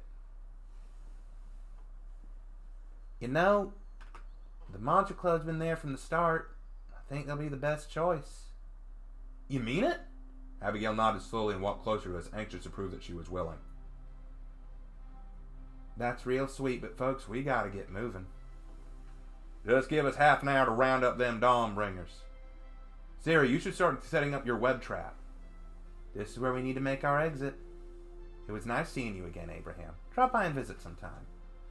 Oh, you don't mind keeping an eye on Jelly? Oh, and do you mind keeping an eye on Jelly a while, do you? She told us she's having a good time with her mummy friend. I ain't got the heart to call her back if she ain't that happy. Not at all. She can stay as long as Michelle can handle her. With a laugh, both Alex and Christina turned and sprinted into the forest to prepare their diversion. Sarah was already moving about the camp rapidly, releasing silk threads and tripwires to snare the Dawnbringers when they arrived. I'm gonna need about 20 minutes. Get packing. Y'all really don't mind me coming along with you? Of course not. We're glad to have you. If you wouldn't mind, go get Asher and let him know we're leaving. He'll need to turn into Ashley to travel. Who's Ashley? I tell you about it. Just come. Abraham, this is you're something else. You want us a new family member and saved all of us. Thanks, Katie. I didn't do all that much, but I appreciate it. Learn to take a compliment, why don't you? Katie's face suddenly turned to a look of concern and nervousness. I took notice and stepped closer to whisper, "What's wrong?" Though I'm happy that Abigail joined us without a fight. It just feels like one thing after another, Abraham. I'm worried about the club. More and more worried each day. The truth was that I was pretty concerned too. But we didn't have time to sit and discuss those fears. We had to leave, and fast. We have everything packed up. Asher's turned into Ashley, and we're ready to head home as soon as Sarah gets done with her trap. Calypso, take Tamil and Abigail and go head back towards the path home. I'll stay with Ashley and Sarah so we can finish up. Really? Why not leave all together? We can't all stay together in such a tight group. Some of us need to leave later to better cover our tracks. Sarah and Katie are the only ones who don't leave footprints that are noticeable. Okay, good point. But why do you want Ashley to stay back with you? If the Dawnbringers do somehow catch up to us, Ashley can turn into Asher for a brief period and keep us protected. He can at least last maybe 5 or 10 minutes in the sun. I'd just rather have us a bit of backup rather than none. Sounds fair to me. All right, we'll head out right away. I watched as Calypso gathered Abigail and Tamil and made her trek out of the campsite. As soon as they were beyond eyesight, I turned back to Katie. The minute Katie finished... Sorry, shouldn't say Katie. That was a typo. The minute Sarah finishes up, I'll get Ashley and we'll leave. Where is Ashley, anyway? Still hiding in the tent. Even though she can resist the sun a bit better, it still burns. Best she not get out until we're certainly ready to leave. Just wish we had more time. Like if we could leave at night or something. Not everything goes our way. Though, in this instance, a lot more went our way than was expected. Abraham, I can't tell you enough just how spectacular you were. For your first trip out with us, you were amazing. Not only did you lead the group well, but you got Abigail to join up. I'm sure Michelle or Asher could have done just as fine. Probably, but they're veterans at this. You're not. Again, take a compliment, please. We laughed and waited for Sarah to finish. After about 10 more minutes, Sarah returned us, indicating a few silk threads scattered along the ground. Careful where you step. Break one of those threads and a silk net snares you from all sides. Pretty crafty. I am a spider, after all. Well, go grab Ashley. Time to go home. On command, the two girls went to fetch Ashley, and I followed them out and away from the camp. I took one last look back to see how the lovely campsite that we'd had for ourselves. Despite all that had happened, it was a wonderful place. I'd enjoyed it out here, and perhaps should the club find the time or inclination, I'd love to come back here and enjoy a few nights of roughing it outdoors again. I knew I'd like that. And now we're reaching the closing, folks.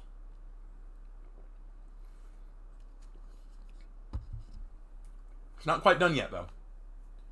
We made it back home around midday. As soon as we walked in the door, I smiled at the sight before me. Everyone was there. Calypso, Annie, Michelle, Tamil, and even Jelly had stuck around. There was something wonderful about seeing the family all back together. And with Abigail standing by the couch, talking with Tamil, I couldn't stop myself from beaming. Abraham! Katie! Sarah! Ashley! You're all back! Thank goodness. I was worried when I got word about the Dawnbringers. Don't worry. We're all okay now. Abraham! Did you see Alex and Christina? Sure did. I was so worried. Thank goodness you're home. I'm fine, I promise. I missed you both a lot. I missed you too. Annie hurried towards me and wrapped her little arms around my waist, and I gave her a hug back, glad to see she wasn't hurt or upset. Jelly giggled happily and threw her arms around my neck as well. Both were glowing with happiness, and I didn't want it to stop. All right, everyone, listen up real quick. I need your attention. All eyes in the room fell on Michelle to hear what she had to say. Okay, to start with, welcome back, everyone. It's good to see everyone is home safe and sound. I also want to give a big welcome to our newest member of the club, Abigail. I glanced at Abigail, who was grinning with a soft blush on her face. It's truly a blessing to have such a huge and exciting family. Sadly, I'm afraid that I have some troubling news. Everyone fell deathly silent at this. I knew what she was going to tell us, and I felt like everyone else knew too. Guys, as of a week or so ago, we're bankrupt. Our financial situation is critical, and we simply don't have enough money to survive for much longer. I'm afraid we can't maintain ourselves much longer. We need a solution. I hate to ask any of you to put yourselves at risk by finding jobs, but we know, Michelle. We all know. We're prepared to work if we have to. You already knew? It's no secret, Michelle. We all want to help save the club too. We'll get jobs, do whatever we can. We are family, yes? We work it out. Michelle looked on the verge of tears. She was embarrassed and ashamed that they not only knew, but had been so understanding. I'm sorry, everyone, for not telling you sooner. I want to keep us all together for as long as we... Beg your pardon, but I might be able to help. How? Abigail smiled and used her tail to reach into her bedsheet dress, allowing a small collection of coins and gemstones to fall to the floor. Well, I reckon it was about the time I ran away from the Dawnbringers. I found out I got this like 6 cents for gemstones. I can find them like I smell baked cookies. Abigail, you can sense jewels and gemstones and dig them up? Yeah, it's one of the things I can do. I thought for a moment Michelle was going to hug Abigail, but no, she only beamed brightly and laughed. Thank goodness we found you when we did, Abigail. You might have just been the answer to our prayer. Everyone, tonight we're throwing a party for Abigail. And the final happy image of the club fixing their problem. Everyone gathered around Michelle and Abigail and gleefully planned the celebration tonight, as well as praised Abigail for her ability. Even Asher was so caught up he forgot to turn back to normal. I just smiled. I didn't say a word. I only observed my happy family and thought about all we'd been through. The good and the bad. Every day and every challenge brought a new adventure and new lesson learned. I didn't know what waited for us in the future, but I knew that we were a family, and that would never change. This was my home with the Monster Club. And that closes out the good ending.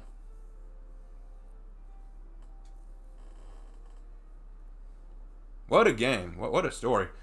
Characters, story, and script by The Night Rider, which is my alias on DeviantArt. Art and coding by Umira at artstation.com. Music, freemoviearchive.org. She basically gives the links to what she used. And now, before we go, just a An awesome ending. Good job, Raven, and good job, Hannah. I hope another one comes our way. Now, before I go, for those of you who want to play this yourselves, here is the link to get it yourselves. Post this here.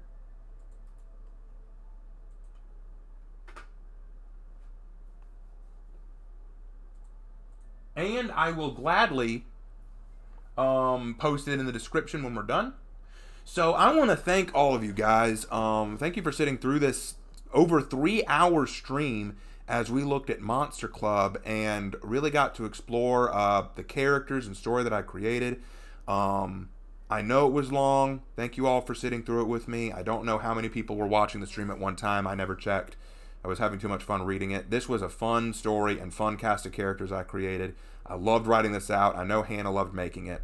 We actually debated making a second one, like sort of a sequel, but we never really had time and probably never will, unfortunately. I want to, but we just are always so busy. We never have time to sit down and do it like we used to. But anyway, thank you guys so much for watching. Please, as usual, leave a like and a comment. Don't forget to subscribe if you're new to the channel. If you are new to the channel and you watch this long, thank you so much. Don't forget, guys, the Teespring is still open to y'all, and Claire Claus is still available, but time is running out. It is the 21st of December. She will be gone after the 31st, so please get it soon while you still can. This was my Christmas present to you guys. I hope it was worth it. Again, let me know in the comments what you thought.